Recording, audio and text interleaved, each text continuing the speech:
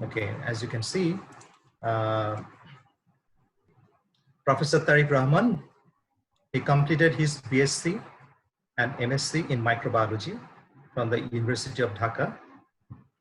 He had another MSc in 1998, followed by the PhD in biochemistry from Catholic University Leuven, Belgium.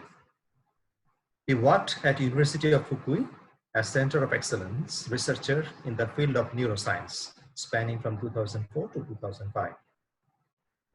He started academic career in biotechnology discipline, Pune University, 1996 to 2003, and later served as the founding chair of the Department of Pharmacy at East West University, Dhaka. He also worked as faculty member at International Islamic University, Malaysia, for 10 years, completed in 2015. After 2015, Dr. Tariq is attached with the Faculty of Dentistry, University of Malaya. Among his multidisciplinary research interests, notable contributions are made in the fields of metallobiochemistry in health and disease, neocortex development, medicinal or pharmacological applications of natural products, halal food science, in vitro propagation of mesenchymal stem cells, and more recently on cytometrics. Currently, Professor Tariq is the founding president of the Malaysian Society for Oral Microbiologists and Oral Immunologists. And he's also running as editor-in-chief for the journal Annals in Dentistry, University of Malaya. With this little introduction, may I have the privilege to invite Professor Dr. Tariqur Rahman to talk on today's webinar entitled Pandemic of Infectious Authorship, to be or not to be treated. Over to Professor Tariqur Rahman. Thank you. Just Manju sir, just take 1 second, please. We take the opportunity. Manju sir, please. Professor Abdullah Mamun sir is here. He is one of the panelists. So sir, join question. Okay. Would you please introduce him? Just sir, join question. Okay. Professor Abdullah Mamun sir. So Okay, thank you. Distinguished professor আমাদের দেশের যে জাহাঙ্গীরনগর ইউনিভার্সিটির ফিজিক্সের professor. তো sir এখানে জন sir আপনি শুনতে পাচ্ছেন আমাদের কথা? শুনতে পেরেছি। আমি অত্যন্ত দুঃখিত, আমার এখানে ইলেকট্রিসিটি এবং ওয়াইফাই ছিল না। এই মাত্র এসেছে তখন আমি যুক্ত হয়েছি। আমি অত্যন্ত থ্যাংক ইউ স্যার। আমাদের ফার্স্ট হচ্ছে প্রেজেন্টেশনটা হবে, প্রেজেন্টেশন শেষ হলে তারপরে আমাদের প্যানেল ডিসকাশন শুরু হবে। তখন স্যার আমরা ফর্মালি আপনাদেরকে স্যার ইন্ট্রোডিউস করাবো। Thank you sir. Yes, along with Professor Abdullah Mamun, we are also privileged to have Professor Saleh Naqib. I see. Hi Saleh, how are you doing? Okay. So আমরা এই সেগমেন্টে আমরা আসবো after the talk of Professor Tariqur Rahman. So may I invite Professor Tariqur Rahman? Your floor, please. Yes. Yeah. Assalamu alaikum wa rahmatullah, and good evening to all of you. I hope it is okay for all of you if I speak English more and less Bangla. It will be a little bit convenient for me because the topic and the literature that I have searched mostly in English. I hope it's okay with all of you, inshallah. So anyway, thank you, Professor Manjurul Karim, for introducing me. I don't have to tell him thank you because he is my friend for the last 30 years. All right, so I know him for a long time. At the same time, I would like to thank Dr. Sabrina, who has been communicating with me for more than a month regarding this webinar. And of course, thanks goes to Professor Abdul Basit, President of NYAB, all right? And my sincere thanks to all the distinguished panel members for this discussion today. At the same time, some of you who have managed to join this discussion this evening, thank you for your interest to this topic. Before I begin, I would like to make a confession that this topic is nothing new. I have been discussing this topic a couple of times with different groups. The main reason is that it's not that I'm interested about this topic only for the subject matter, but I believe that this topic is very important to create awareness among all the academic members and academicians. So this is the reason that I am sharing the similar topic with as many groups as possible. So the topic, as you see, is pandemic of infectious authorship. The two terms that I used here, pandemic and infectious, has nothing related with the actual topic, which is authorship. But I coined these two terms given the condition that we are suffering, or we are, facing the challenge of global pandemic on COVID-19. And the authorship itself, as we know, is a very important thing. Some of us in the past, or I myself in the past, used to think that, being an author, what is a big deal? Because if you do a research, you find some result, you write it in the form of a manuscript and you get it published, so you become an author. So that's all about it. But later on, the more I am engaged with these scientific publications, I realize that authorship basically is forming the central and most important central pillar of science publishing ethics.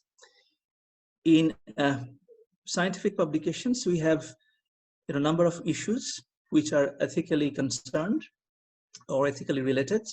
For example, whether our results is authentic or reproducible, whether we are doing the right research topic, whether it is beneficial for the mankind and so on.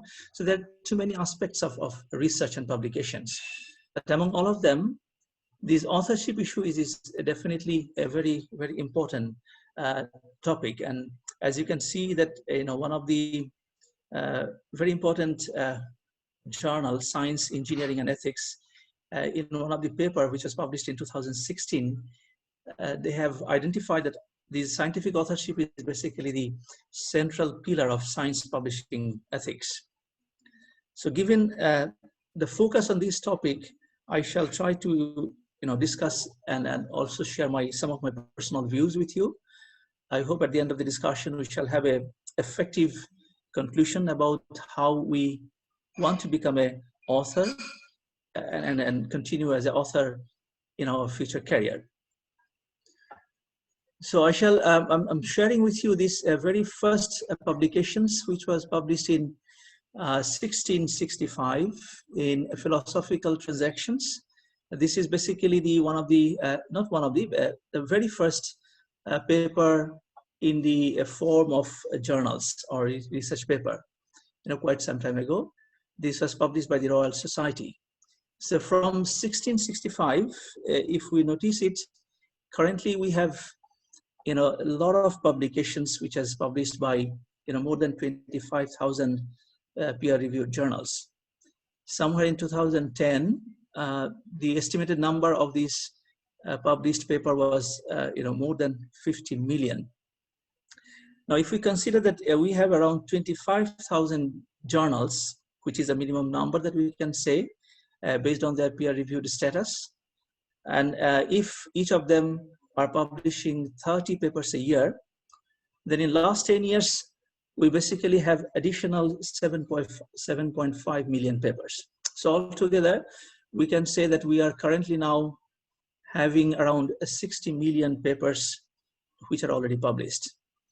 Interestingly, if you have noticed it, that more than 80% of these papers are never read by anyone other than the authors. And another interesting part is that less than 5% of these papers are cited. In other words, that 95% of those published papers are even never cited. But yet, Dr. Tariq, sorry, আপনাকে একটু interrupt করছি, আপনি কি screen share করছেন? মানে আমরা কিন্তু দেখতে পাচ্ছি না, সো এইজন্য জাস্ট কনফার্ম করার জন্য। হ্যাঁ, আমি স্ক্রিন তো শেয়ার করছি। না, স্ক্রিন শেয়ার অপশন মানে স্ক্রিনটা আসছে না আপনার, কিন্তু আপনি আরেকবার করেন, আমি একটু চেক করে দেখি।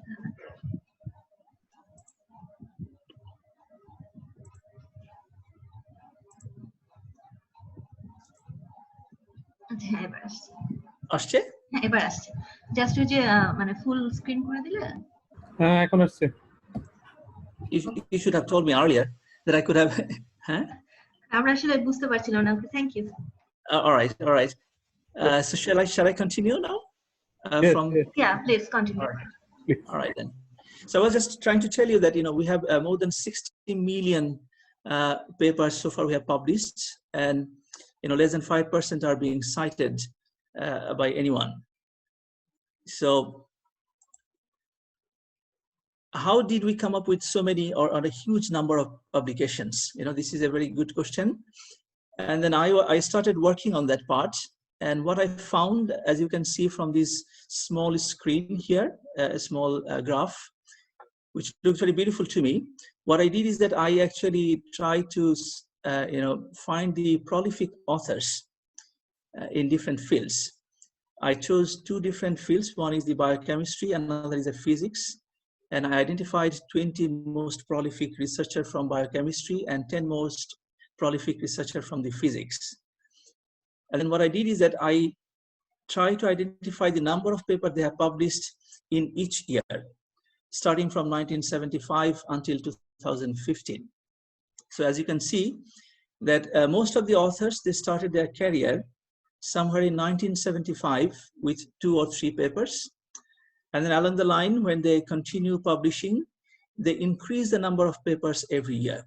So they increase to the extent they basically can publish 200 papers. So as you see in this particular, the author that I have encircled with the red color, that this particular author, he had only 3 papers in the beginning of his career. And then after 25 years of his career, he had more than 200 papers a year. It is not that he became the principal or main author of all those papers. What possibly happened is that he became co-author or one of the authors of all these papers that he had been enlisted there. Now, what I found is quite intriguing for myself is that this pattern of this graph is very similar to what we saw in COVID-19, right? Coronavirus, we know that it is actually, started infecting with a very low number of individuals, and then the cumulative number went up. So you can see the very similar pattern. And when I personally saw it, I thought that why don't I give a name to this phenomenon of this prolific authorship? And then I came up with a number of names. And then eventually I chose this name, prolific authorities. But please keep it in mind that I would not say that this prolific authoritis is a disease like COVID-19, because the simple reason is that if I am publishing many papers, and if you tell me that I'm suffering from a disease, I'll be very upset. So I would say that this is a very nice phenomenon. This is a very good phenomenon, but it can be something which is close to a disease if we breach the ethical standard or moral standard for scientific publications. In other words, these prolific authorities or the people who are prolific authors, they can continue their venture to pursue their knowledge.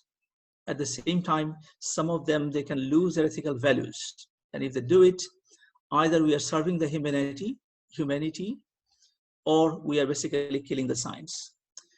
So what I'm going to do is that today we share with you is this lower part, that how these prolific authorities basically can lead to killing the science.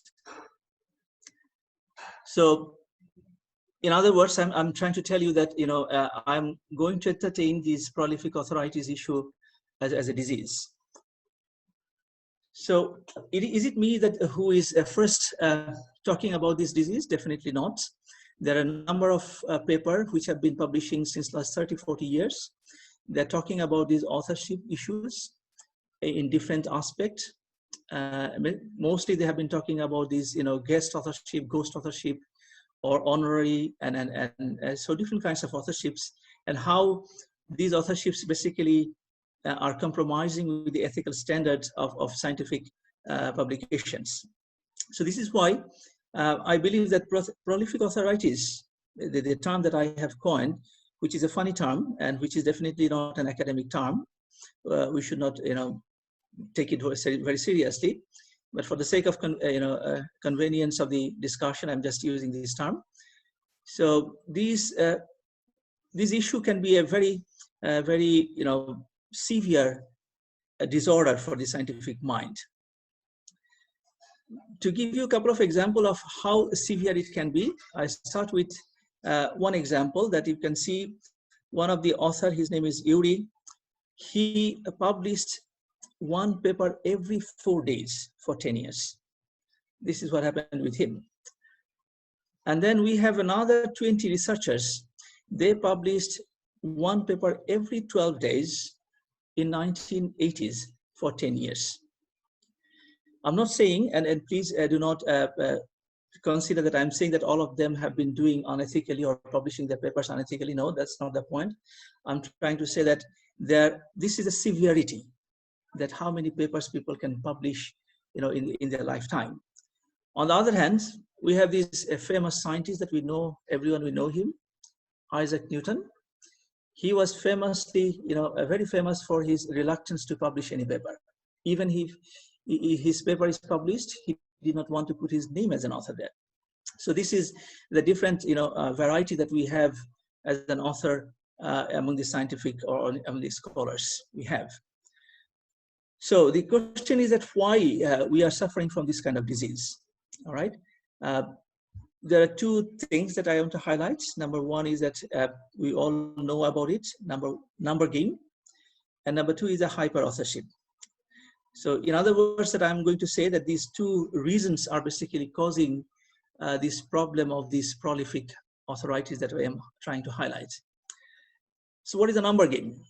Number game is we are all, I think those who are in academia, we know it, that we want more money. It means that we want more funds. And if we have more funds, then we have more publications. If we have more publications, then we have more fame and more glory. And it goes in a cycle. And someone in our, our employer and whoever, they always give us this, put us in this cycle of this more funding, more publications, and more promotions, more money, and so on. So basically, we are trapped in this number game. And we are trapped in a way that most of us, we are considering the number is basically synonymous for our reputation as an academician or as a scientist. So that's why we are trying to increase the number as much as possible. So what does it mean in the current trends with these numbers? As you can see from this particular table that I put in this slide, that we have two different numbers that we are trying, basically hunting for. Number one is H index. So the more or higher the H index we have, we are more famous. We are more, more reputed. We are more prestigious in the scientific world. It also goes with our citations. How many times our papers are being cited. So these are the two numbers that we are basically hunting for. And there is another number we are also hunting for, is the impact factor. All right. So when we are trying to publish a paper, we are trying to see whether our journal or the journal we select for our publication have a higher impact factor or not. So, but ironically, what happened is that some of these very famous scientists, especially, this is a very famous one, a Nobel winner. He somewhere in 2012 declared that he will boycott all those big journals, including Nature and Science. But I'm not sure whether if we want to follow him. The reason is that following him is not going to solve the problem that we are suffering in terms of the hunting or racing for these number games. So now the question is that why we are racing for this number. All right, so is it because we want to have more and more knowledge, that's why we are doing research, and that's why we are publishing more and more papers? Or is it because we have more passion, we are compassionate about the science, and at the end we want to serve the mankind? Is it because this is the reason that we want to have more and more publications? Or is it because we want to have a more name and fame? Or at the end we want to have more money because we want to have a promotion? So what is the reason for it? And it may vary from one individual to another individual. As I said that, I have shared this similar presentation with different groups. And some people, they agree that there is no way that we can escape this issue that promotion and money is needed for our life. And promotion depends on how many papers we publish. So we have to hunt for this number. But at the same time, some people think that it is not always the case and it should not be always the case.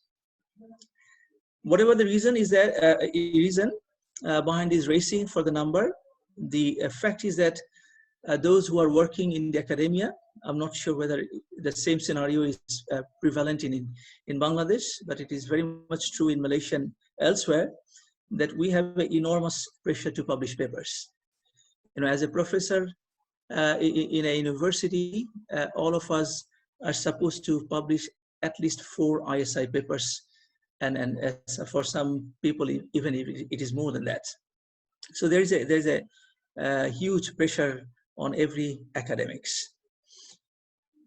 So now the second etiology for this particular disease that I'm referring to is called as hyper-authorship.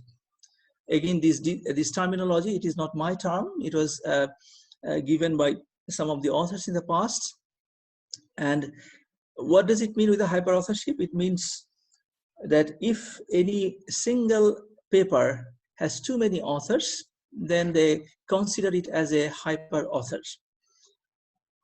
And this is a paper that I'm citing here in this slide, that you can see that they have identified, or they have characterized hyper-authorship as a post-modern perversion.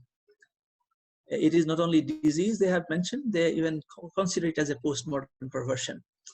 And their worry is that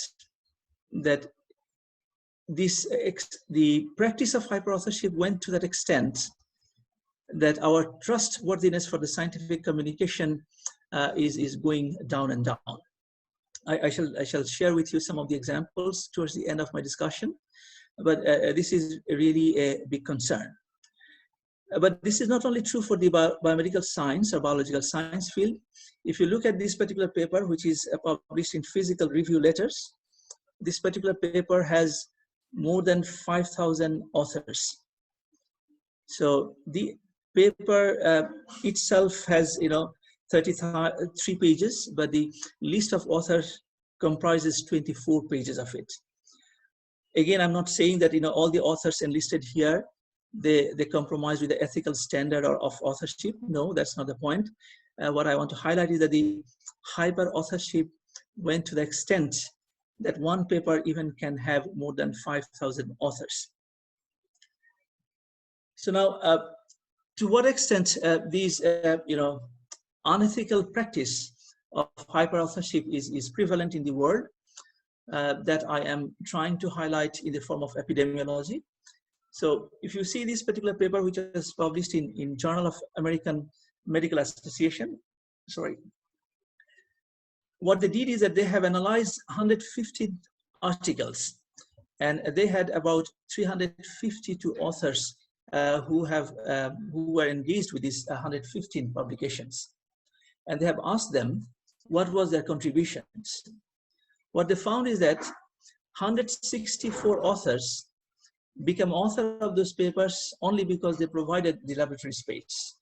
155 individuals become author because they provided some money to purchase chemicals or whatever the salary for the research assistant and so on. And more interestingly, 121 individuals become author only because they are the head of the department. So this list goes on and on. Now, what you can see is that none of these authorship basically fall under the criteria given by the International Committee of Medical Journal Editors. So they have given 4 criteria to become an author. Of course, one of them is a substantial contribution must be there, and contribution should be in the form of intellectual contribution, and they must be all contributing in drafting and revising the manuscript and so on. And none of those individuals basically contributed following any of those criteria. Now, if you see another paper, which is a more recent paper published in PLOS One, what they did is that they have analyzed more than 4,000 retracted articles, and they try to identify the reasons for the retractions for these papers. What they found is that around 800 publications were retracted because of plagiarism. It means that those people, they wanted to have more publications. They wanted to become prolific authors, so they did not bother about whether they're plagiarizing ideas or writing of any other authors or not. And some of them, about 560 authors, they basically duplicated the publications. And there are a number of people, 270 papers. Those were retracted because the authors were not assigned based on the actual credits. So in other words, you can see that the many of these retracted papers, a majority of them, which is about 46%, majority of them are retracted because of the authorship related concerns there. So now what is happening, or what can happen if this authorship or unethical practice of authorship continues? So I basically view it in two ways. Number one is that it basically can cause us loss of scientific integrity, and at the end it will kill science. So these are the two consequences we can suffer if we continue with this kind of unethical practice of authorship. So again, I'm referring to a paper which was published in PLOS One. These papers have identified 123 retracted articles. And again, they have identified that the misconduct, or research misconduct or scientific misconduct, is very, very closely related with the ethical concern or practices of authorship. This is what they have identified there. And if you look at this paper, which was published in Proceedings of National Academy of Science, I'm sure that you know this is a very reputed journal. And you can see in this bar chart that papers which are retracted because of the fraud is highest, and it is increasing along the years. And what is more important to see here in this pie chart, that more than 75% of these retracted papers based on fraud or suspected frauds are coming from 4 countries. One is USA, second is Germany, third is Japan, and China. So most of these retracted, 75% of the retracted papers are because of the fraud, and most of the fraud is coming from, originating from these 4 countries. And this is basically going back to the issue that the authors who are there, they all wanted to be prolific author. They wanted to publish their paper as soon as possible. And they wanted to, for whatever reason, that they want to have more and more publications. Now, this is again more, even more interesting paper, which was again published in 2012 in PLOS One. What they have done is that they have analyzed about 4,450 retracted papers. And that what they have found is that these retraction rates basically increased by a factor of 20 from 2001 until 2010. And as you can see that this was conducted in 2012. So I'm kind of, it is kind of worrying that if this rate is continuing, so you can see that the retraction is basically increasing a lot. Now, the other important part of these retractions is that they have identified that half of these retracted paper, which is basically 2,225 papers, belongs to 15 prolific scientists. In other words, if you divide them, then you can see that 150 papers or fake papers belongs to each of those prolific authors. In other words, they possibly become prolific scientists or prolific authors, most possibly because of those fake papers which are eventually retracted because of the fraud or some other reasons. Now, these issues are continuing. These retractions because of the fraud and authorship issues are continuing. If you have a chance to go to the retraction.watch, this website, you can see now more than 18,000 papers have been retracted, and the number is increasing every week. This is a newspaper article that appeared, I think, 2 weeks ago, that dozens of papers from Chinese researchers were retracted. Most of them were because of the frauds or manipulated results, and many of them are also because of the authorship issues. Now here I may want to share one particular experience that I had, is that sometimes a year ago I received an email from a group of people from China. They wanted to make a research collaboration with me. And the condition that they gave is that they will give me fund and I shall conduct a research here. At the same time, they will try to provide us with some form of samples if I need it. So I was very much interested about it. So I contacted them, and they have a local office in Malaysia. I contacted them, and they came to my office. And what I found is quite surprising, is that they came up with a list of research topic, and they asked me that I have to do a research in any of those specific topic. And then they have two conditions. Number one condition is that I must publish the research output in a tier 1 journal. It means that a high impact factor journal. If I am not able to publish the paper in a high impact factor journal, I have to refund the money they're giving to me. This is the first condition. And the second condition is even more surprising, that the number of authors and who will be the corresponding author of those papers will be decided by the Chinese counterpart. So now when they told me these kind of conditions for research collaboration, definitely I turned it down. But I know personally that some of my colleagues continue doing this kind of collaborations and publishing research based on this kind of research collaboration. I'm not sure to what extent we can consider this is a ethical practice or not. Now I have been talking about a lot of retractions there, and sometimes we feel that retractions, someone did something wrong, and we retracted the paper. So that's possibly the end of the story. But unfortunately, that's not the end of the story. If you look at this paper that I am citing, which is again published in PNAS, somewhere in 2012, what they have tried to identify that the top cited retracted papers and their fate, what happened to them. So what you can see is that most of the papers are retracted listed here in this table are coming from biggest journal at this moment, like Lancet, Blood, Science, Nature, and so on. And before they were retracted, each of them were cited how many times?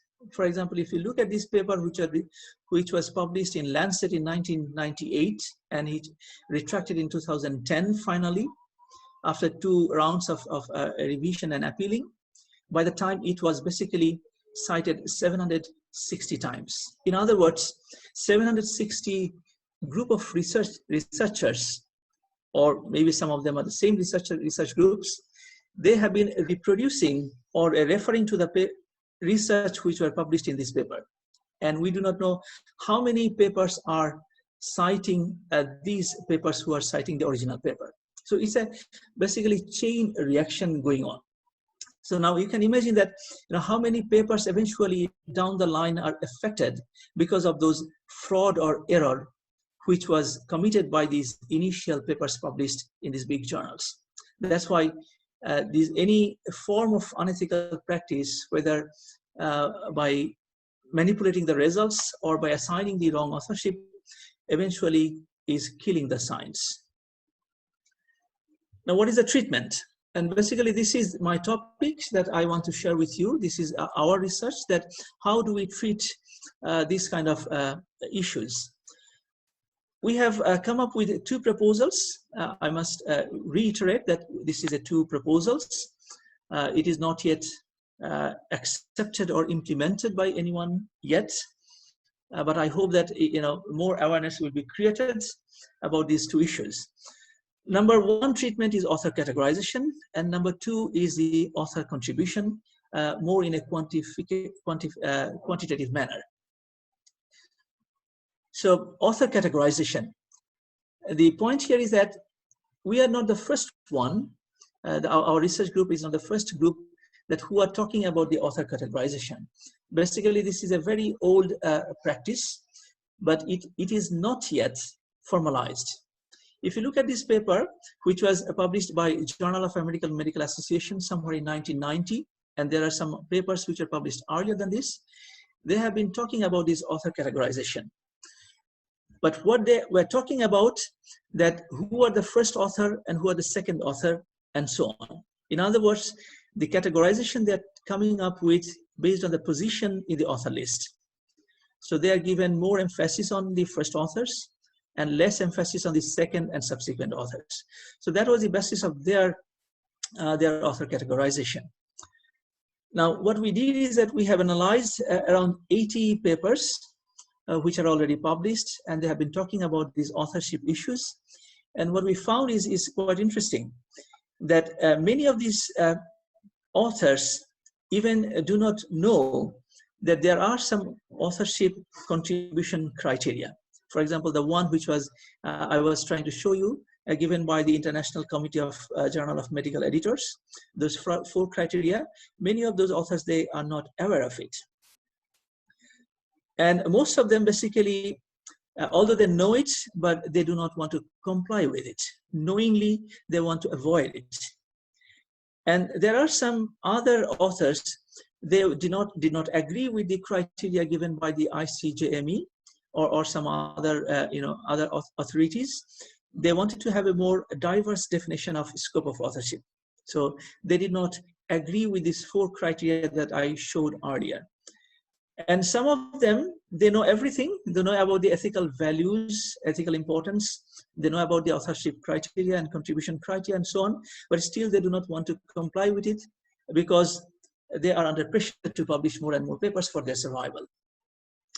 Some of them, they are talking about the requirement of a quantitative measure.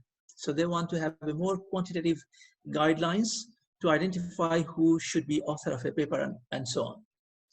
And some even said that there is no common or universal mechanism that are given or practiced.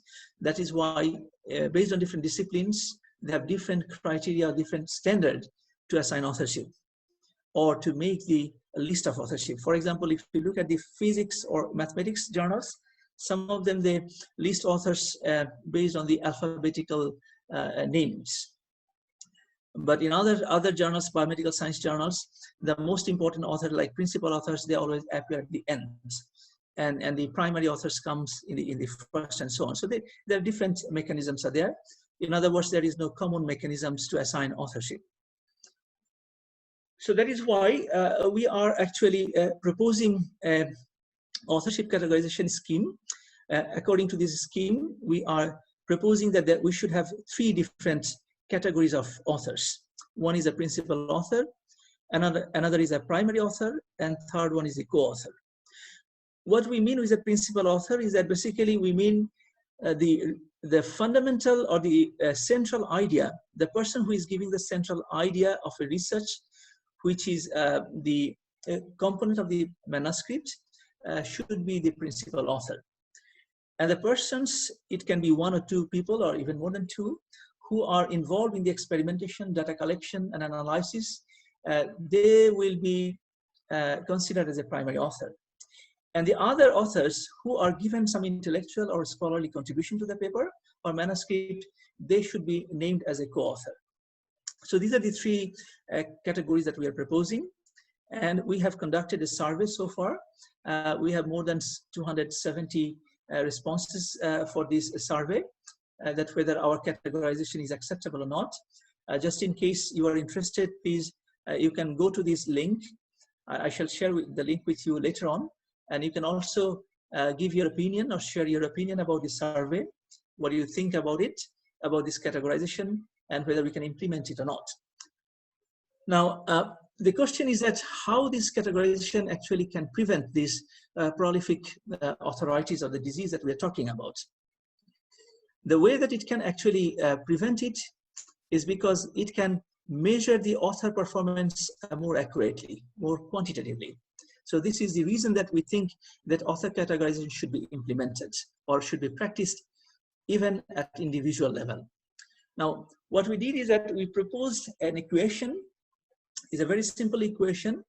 All right, it only have 4 parameters. Number 1 parameter is that how many paper is published by an author as a principal author, how many paper is published by an author as a principal author or primary author, and how many papers is published by the author in total number. All right, and then if we want to measure his performance, that we call them as an author performance index, then we can count that starting year of his publications and his final year of publication. So it means that how many years he have been in the publication industry. And then we multiply the log values of these number of papers as a principal and primary authors. So this is a very simple equation that we are using it. And then what is the importance of this equation, and then calculating the author performance index based on this? I can share it with you with this graph that you can see that what we did is that hypothetically we have assigned the total number of paper by an author as a 200. For example, someone has published 200 papers, and his number of paper, total number of 200, but his number of paper as a principal or primary author is supposed to increase. And he can publish these 200 papers at different time period. For example, he can publish it in 5 years, in 10 years, 15 years, 20 years, or 25 years. So what you can see here is that if someone published these 200 papers in 5 years, and all these 200 papers is as a principal or primary author, then he will have a author performance index which is close to 0.5. But if he has 200 papers as his total number of papers, but only 100 papers is published as a principal author, then his API will be 2.2, so which is actually less than his original contribution could be. All right. Now, if we compare these, if we have published these papers in different time period, like 5 years, 10 years, 15 years, and so on, as you can see that the more time he is taking, the less his author performance index is going to be. So it means that if we categorize the authors in terms of the principal authors or the author as a total contribution, then this equation basically can give us a very interesting quantitative measure. Now, what happens if we publish more and more papers, but we are not publishing paper more as a principal authors? It means that we are having more and more total number of papers, but we are not having papers where our major contributions is there.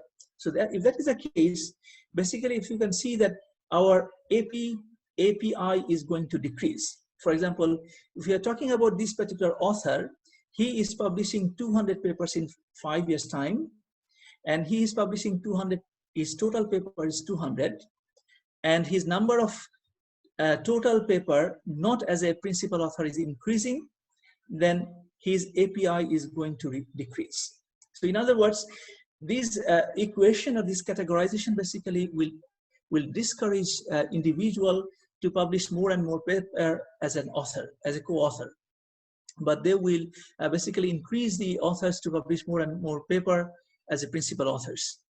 So that's why what API can do, it basically can increase the performance index of an author with increasing publications as a principal author, but at the same time, it can decrease the performance index of an author with the increasing publications without being principal author. So in other words, this issue that I'm highlighting, that prolific authorities should be discouraged by this particular index that we are talking about. Now, the second question that we are talking, that how do we categorize these authors? All right, the simplest way is that we can quantify these authors' contribution. Again, we are not the first one that we are proposing it. This is a paper which was published in 2003 in Nature, and this group of authors proposed a quantifiable mechanism that how we should quantify the contribution. And what they did is that they basically categorize the contribution into 4 categories. One is, for example, who are collecting the data, who are designing the research, who are making the data analysis, and who are preparing the manuscript. So basically, these 4 contributions they have considered, and they also have identified 2 different types of contribution. One is from the students or supervisee, and another is the supervisors. So if you are supervisee, then you get 20%, And if you are supervisors, then you get 80% and 90% and so on. So this is how they have proposed a quad system, they call it. Now, what we did is that we published a paper in 2017. And in this paper, we basically proposed a different quantification tool. And in this paper, what we did is that first we have come up with a classification of the contribution. So what we did is that we have identified that whatever the contributions we can have for the preparation of a manuscript, it can be classified either as an intellectual activity or intellectual contribution, or can be a logistical contribution. So we can have two different types. What do you mean by the intellectual contribution? This is a list of intellectual contribution, as you can see, which includes that whether we are giving the idea or hypothesis, we are writing the papers, we are designing the research, we are giving the technical guidance, and so on. So these are all part of these intellectual contributions. But on the other hand, we can have some contributions which are logistical in nature. For example, if we are providing the laboratory research facilities, we are giving the language editing, or we are giving the fund, and so on. So these will be considered as a logistical support or logistical contribution.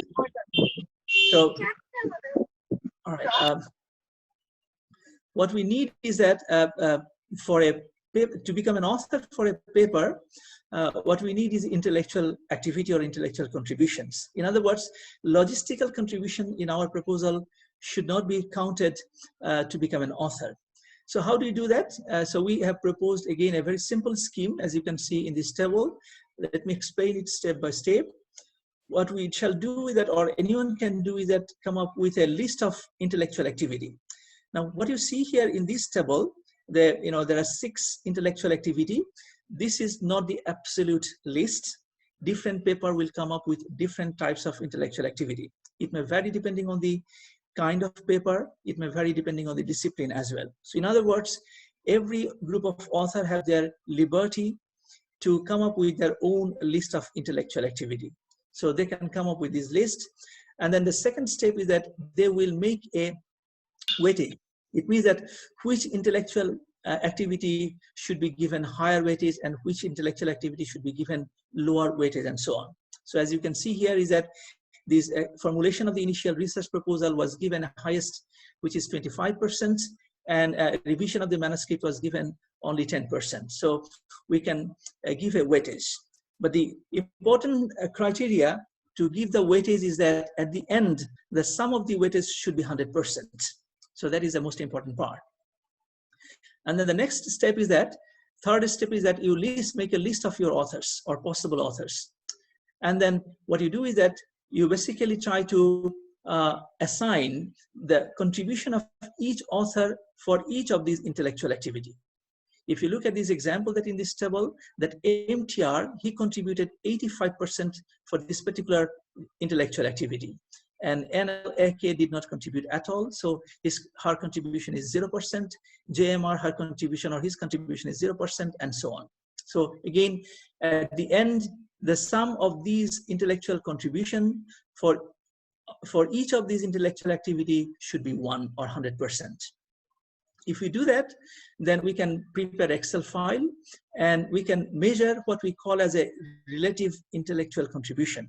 And again, when we do this, at the end, you can see the sum of these relative intellectual contribution or ICR will become 1. So how do you do that? We again use this particular equation. Those who are not from mathematics or physics and so on, you may be a little bit annoyed, but it is a very, very simple equation. I shall discuss about it if you are interested to know about it later on. So once you do that, then basically we can quantify the contribution of the authors very, very precisely. For example, if you look at this particular paper that we are assigning here, the contribution of MTR is around 50%, NLAK is 15%, JMR is 25%, NH is 83%, and so on. So we can have a list of relative intellectual contribution for each of these authors. And this is how we can basically assign the position of the author in a list. For example, in this particular paper, these author can be the first author, these author can be the second author, and these author can be the third, and so on. So we can list the author or decide the position of the author in a list based on the ICR. Now, if we do not do these kind of things, what will be the consequences? In my view, the consequences is that we are going to kill the science. That's what we think. And as I tried to show you earlier, that the integrity in the research community is going down tremendously. And one of the reasons is that we are not assigning authorship more accurately and following the ethical standards. And this is killing the science. That's what I think. And in other words, I would also like to say that if we are not doing it rightly or appropriately, or if we are not being an author, with appropriate intellectual contribution, then I myself is considering this as a cheating. The reason I'm considering as a cheating is because we are taking the credit that we do not deserve.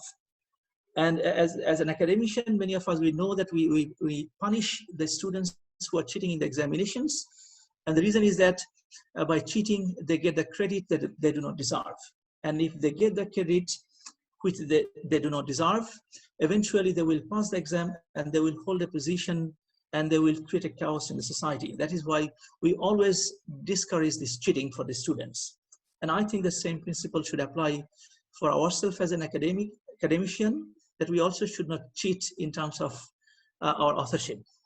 So in conclusion, that we can say that the fake authorship basically can give a fake number, and with a fake number, we are taking a fake credit, becoming a prolific author, which is causing a lot of trouble in the scientific community. In some cases, especially in England, this is basically a punishable offense. I'm not sure whether this is a punishable offense in many other countries, but in UK, if it is identified and if it is proven, this is considered as a punishable offense. So the take-home message for this particular discussion that I want to give you is that we must increase the number for our survival, but we should do it in a more ethical manner and following the guidelines of the author contribution and so on. And how to increase the number following the ethical consideration? The easiest way to do is the right and appropriate collaboration, not the collaboration that I'm talking about. I just give an example, but do the collaboration in the right manner. And the second option is that sign up for the databases. For example, you have Scopus, Mendeley, Publon, and ORCID, and so on. You have many, many databases. If you sign up for many databases, it means that your visibility will increase and your citation will increase as well. And at the same time, you shall also have more opportunity for collaboration. And the third important point is that you also have to increase, you have to be consistent with your metadata. What does it mean with the metadata? It means that when you submit your paper, make sure that you give or use the same name for all the papers. In the beginning of the career, most of the young scientists, they make a mistake. They sometimes write, for example, sometimes they write MD, and sometimes they write Muhammad, full name. Sometimes they omit it, and so sometimes they mess up with this surname or last name. So this kind of mismatch in the metadata will reduce the citations, eventual citation of a paper. So to increase the number of that assign your credit, there are many ways to do it rather than the unethical practices that we can do. And at the same time, those who are senior, those who are a professor and so on, those who have leading the research collaborations or research grants, you must take this lead to stop the perverted prolific authorities, these practices. I cannot pinpoint who are doing it, but the reality is that it is everywhere in the world. I can, with my last experience of 20 years, I have experienced it.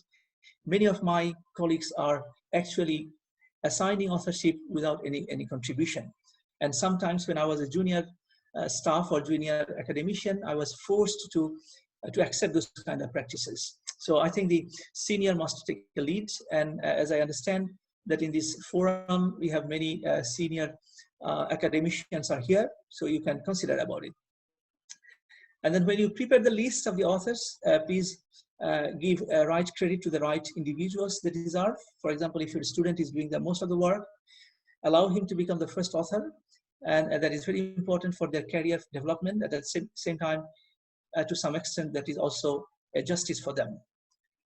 And if we do not do these things, we can kill the science, and we should not do that.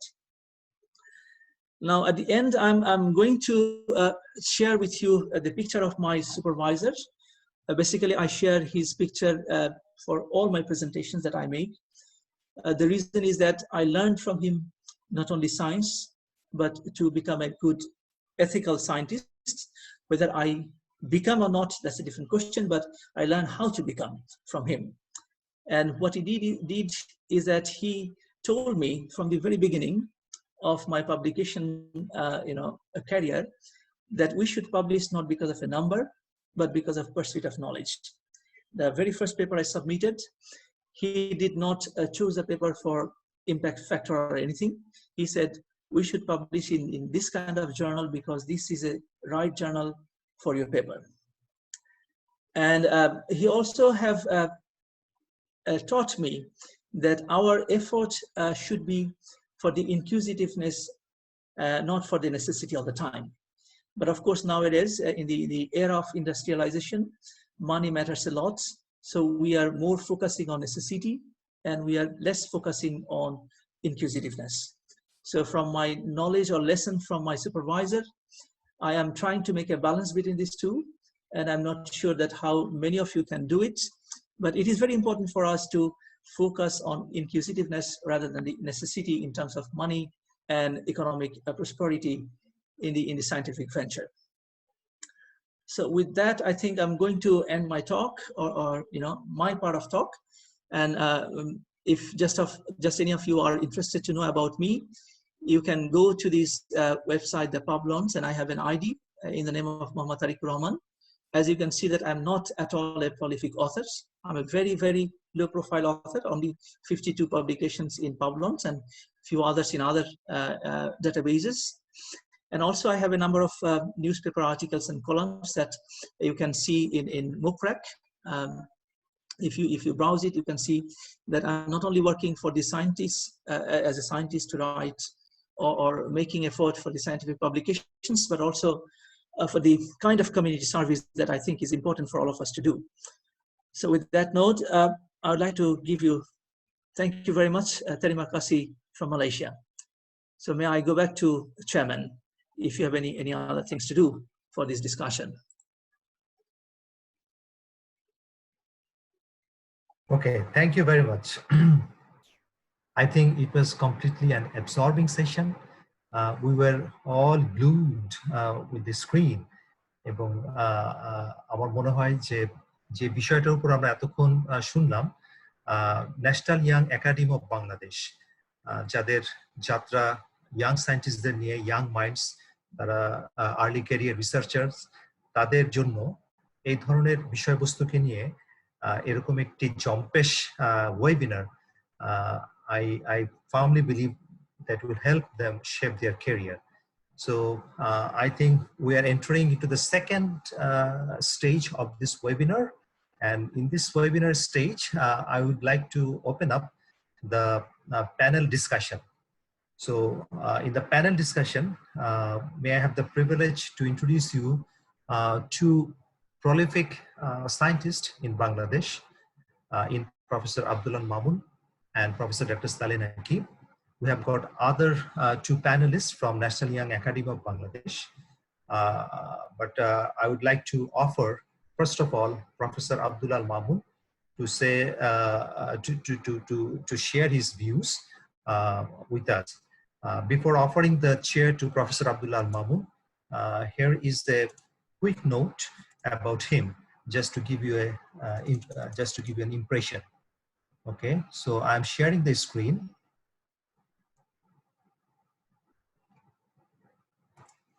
Okay, may I have the privilege to introduce Professor A Mamun before you.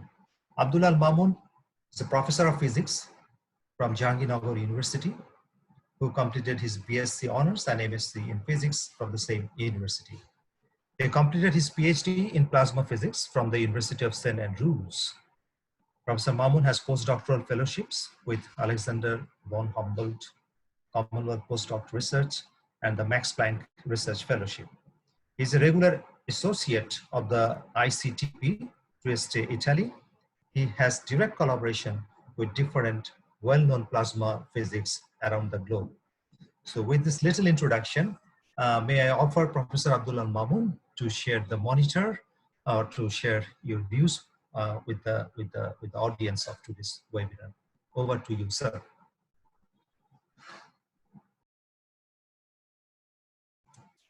Sir, আপনাকে unmute করে নিতে হবে। Mamun sir, আপনার Yes. প্রথমেই আমি আন্তরিকভাবে ধন্যবাদ জানাচ্ছি, সাধুবাদ জানাচ্ছি এই যে আমাদের যে নতুন একটা সংগঠন হয়েছে বাংলাদেশে, যে ইয়াং একাডেমি অফ সায়েন্স। আমি এদেরকে বলতে চাই, they are the new rising stars in the sky of scientific community. তাদের নিয়ে গর্ব করতে চাই। আজকে আমি সত্যি অত্যন্ত ভালো লেগেছে এই যে আজকের যে প্রোগ্রামটা, বিশেষ করে প্রফেসর তারিক যে উপস্থাপন করলেন, এটা প্রয়োজন, আমাদের রিলাইজ করা দরকার। আমাদের যারা আমরা বাংলাদেশে আমরা যারা আছি, যারা আমরা কাজ করছি, তাদের আসলে এই ধরনের বক্তব্য, এই ধরনের প্রেজেন্টেশন আমাদের প্রয়োজন। এটা সময় উপযোগী এবং এটা অত্যন্ত গুরুত্বপূর্ণ। আর প্রথমে আমি ধন্যবাদ জানাচ্ছি আমাকে আমন্ত্রণ জানানোর জন্য। এই যে আমাদের নতুন প্রজন্ম, আমি আসলে মধ্য প্রজন্ম, নতুনও না আবার পুরাতনও না, আমি মাঝামাঝি। সে কারণে আমি সিনিয়রদের খুব শ্রদ্ধা করি আর জুনিয়রদের খুব স্নেহ করি। আমার অবস্থান খুব ভালো, মাঝখানে আছি আমি। তো আসলে আমি অত্যন্ত আনন্দিত এবং আমাদের যে ইয়াং স্টারদের নিয়ে আমি গর্বিত বটে। তো এখন আমি যেটা বলতে চাই, আমরা গবেষণা আসলে আমরা কেন করি, গবেষণাটা আসলে কি? গবেষণা আমাদের বিশ্ববিদ্যালয়ে গবেষণাকে কম্পালসারি কেন করা হয়েছে? গবেষণার মূলত দুটো উদ্দেশ্য আমি বলতে চাই, পরে আমি বক্তার বক্তব্য বলবো। সেটা হলো, এক নম্বরে হলো যে আমাদের নলেজকে আপডেট করা। এটা হলো গবেষণার প্রথম শর্ত, আমাদের নলেজকে আপডেট করবে। 2 নম্বর শর্ত যেটা, সেটা হলো আমাদের ব্রেনকে শানিত করবে। যখন নলেজকে আপডেট করবে আর ব্রেনকে শানিত করবে, তখন কিন্তু আমরা যারা গবেষণা করতে চাই বা করার আগ্রহী বা করি, তাদের কিন্তু এক সময় পেশার থেকে নেশায় পরিণত হয়ে যায়। প্রথম করেছিলাম, আজকে বক্তা বলেছে কেন আর্টিকেলের সংখ্যা বাড়াতে চাই, কেন আমরা আর্টিকেল বাড়াই, কিন্তু এক সময় কিন্তু এটা নেশাতে পরিণত হয়ে যায়। আর একটা জিনিস যেটা হয়, যখনই আমি একটা আইডিয়া চিন্তা করি রাতে শুয়ে অথবা ম্যাক্সিমাম আইডিয়া আমার ঘুম ভাঙে প্রভাতে, তখন আমার মনে আসে আইডিয়া। তো যখন একটা নতুন আইডিয়া নিয়ে কাজ করি, তখন কিন্তু এটা প্রকাশ করার জন্য ব্যাকুল হয়। যেমন কবিরা বলে, হৃদয়ের কথা বলিতে ব্যাকুল, শুধাইল না কেউ। আসলে কবি যখন একটা কবিতা লেখেন, তাড়াতাড়ি মানুষকে শোনাইতে চায়, প্রকাশ করতে চায়। বিজ্ঞানীরাও কিন্তু এক ধরনের কবি বা লেখক। তারাও কিন্তু তাদের যে চিন্তা ভাবনা, তাদের যে ধারণা, বিজ্ঞান ভিত্তিক যে চিন্তা, যে আইডিয়া, যখনই তারা ওইটাকে কমপ্লিট করে, তখন কিন্তু সে মানুষকে জানানোর জন্য ব্যাকুল হয়ে ওঠে এবং সেটার নামে আসলে প্রকাশন। হৃদয়ের কথা, তার মনের কথা, তার প্রাণের কথা, যেটা সে ফিল করেছে এবং সেটা সে ক্যালকুলেশন করেছে এবং দেখিয়েছে, এবং দেখিয়ে অন্যকে দেখাতে চাচ্ছে যে হ্যাঁ, আমি যেটা বলেছি, যে অ্যাজাম্পশন করেছি, এটা ঠিক, এবং দেশকে জানান দেওয়া, এটার নামই আসলে গবেষণা। আর আমাদের শিক্ষকতা, এই গবেষণাটা আমরা শিক্ষকতা করি, তাদের কিন্তু ব্রেনকে শানিত করা, নলেজকে আপডেট করা ছাড়া বিকল্প নেই। যে গবেষণা ব্রেনকে শানিত করে না, নলেজকে আপডেট করে না, আমি সেটাকে গবেষণা বলতে চাই না। অনেকে হয়তো মাইন্ড করতে পারে, আপডেট করার সুযোগ কোথায়, শানিত করার সুযোগ তো রয়েছে ব্রেনকে। এই যে আজকে যিনি উপস্থাপনা করলেন, উনি কিন্তু এ ব্যাপারে ওনার ব্রেনকে শানিত করেছে। ওনার বক্তব্যে পরিষ্কার হয়ে আসছে ওনার শানিত ব্রেন। ওনার উপস্থাপনা বলেছে ওনার শানিত ব্রেন দিয়ে এই যে কাজটা উনি করেছেন, এখানে কিন্তু উনি গবেষণার উপরে গবেষণা করেছেন। যারা গবেষণা করে তাদের উপরে উনি গবেষণা করেছেন। এখানে কিন্তু ওনার ব্রেনকে উনি শানিত করেছেন। তো ব্রেনকে শানিত করা, আর যে উনি প্রস্তাব দিয়েছেন, সবচেয়ে আমি বড় প্রস্তাব বলবো, আমাদের মাইন্ড সেট আপকে চেঞ্জ করতে হবে। ডিফল্ট কম্পিউটার অন করলে আমাদের কিন্তু ডিফল্ট যে সেটগুলি আছে, সেগুলি কিন্তু সবসময় আসবে। যে পর্যন্ত না আমি ডিফল্ট সেটকে আমি চেঞ্জ না করব, তখন কিন্তু কম্পিউটারে সেই ডিফল্ট সেটটাই আমার সব কম্পিউটারে চলে আসবে। যেমন কম্পিউটার আমাকে চেঞ্জ করতে হবে ডিফল্ট যে সেট আপটা রয়েছে, ঠিক তেমনি আমাদের মন মানসিকতা, আমাদের চিন্তা ভাবনা, এটা খুব মাইন্ডসেটকে আমাদের চেঞ্জ করতে হবে। আমাদের ডিফল্ট মাইন্ডসেট রাখলে হবে না।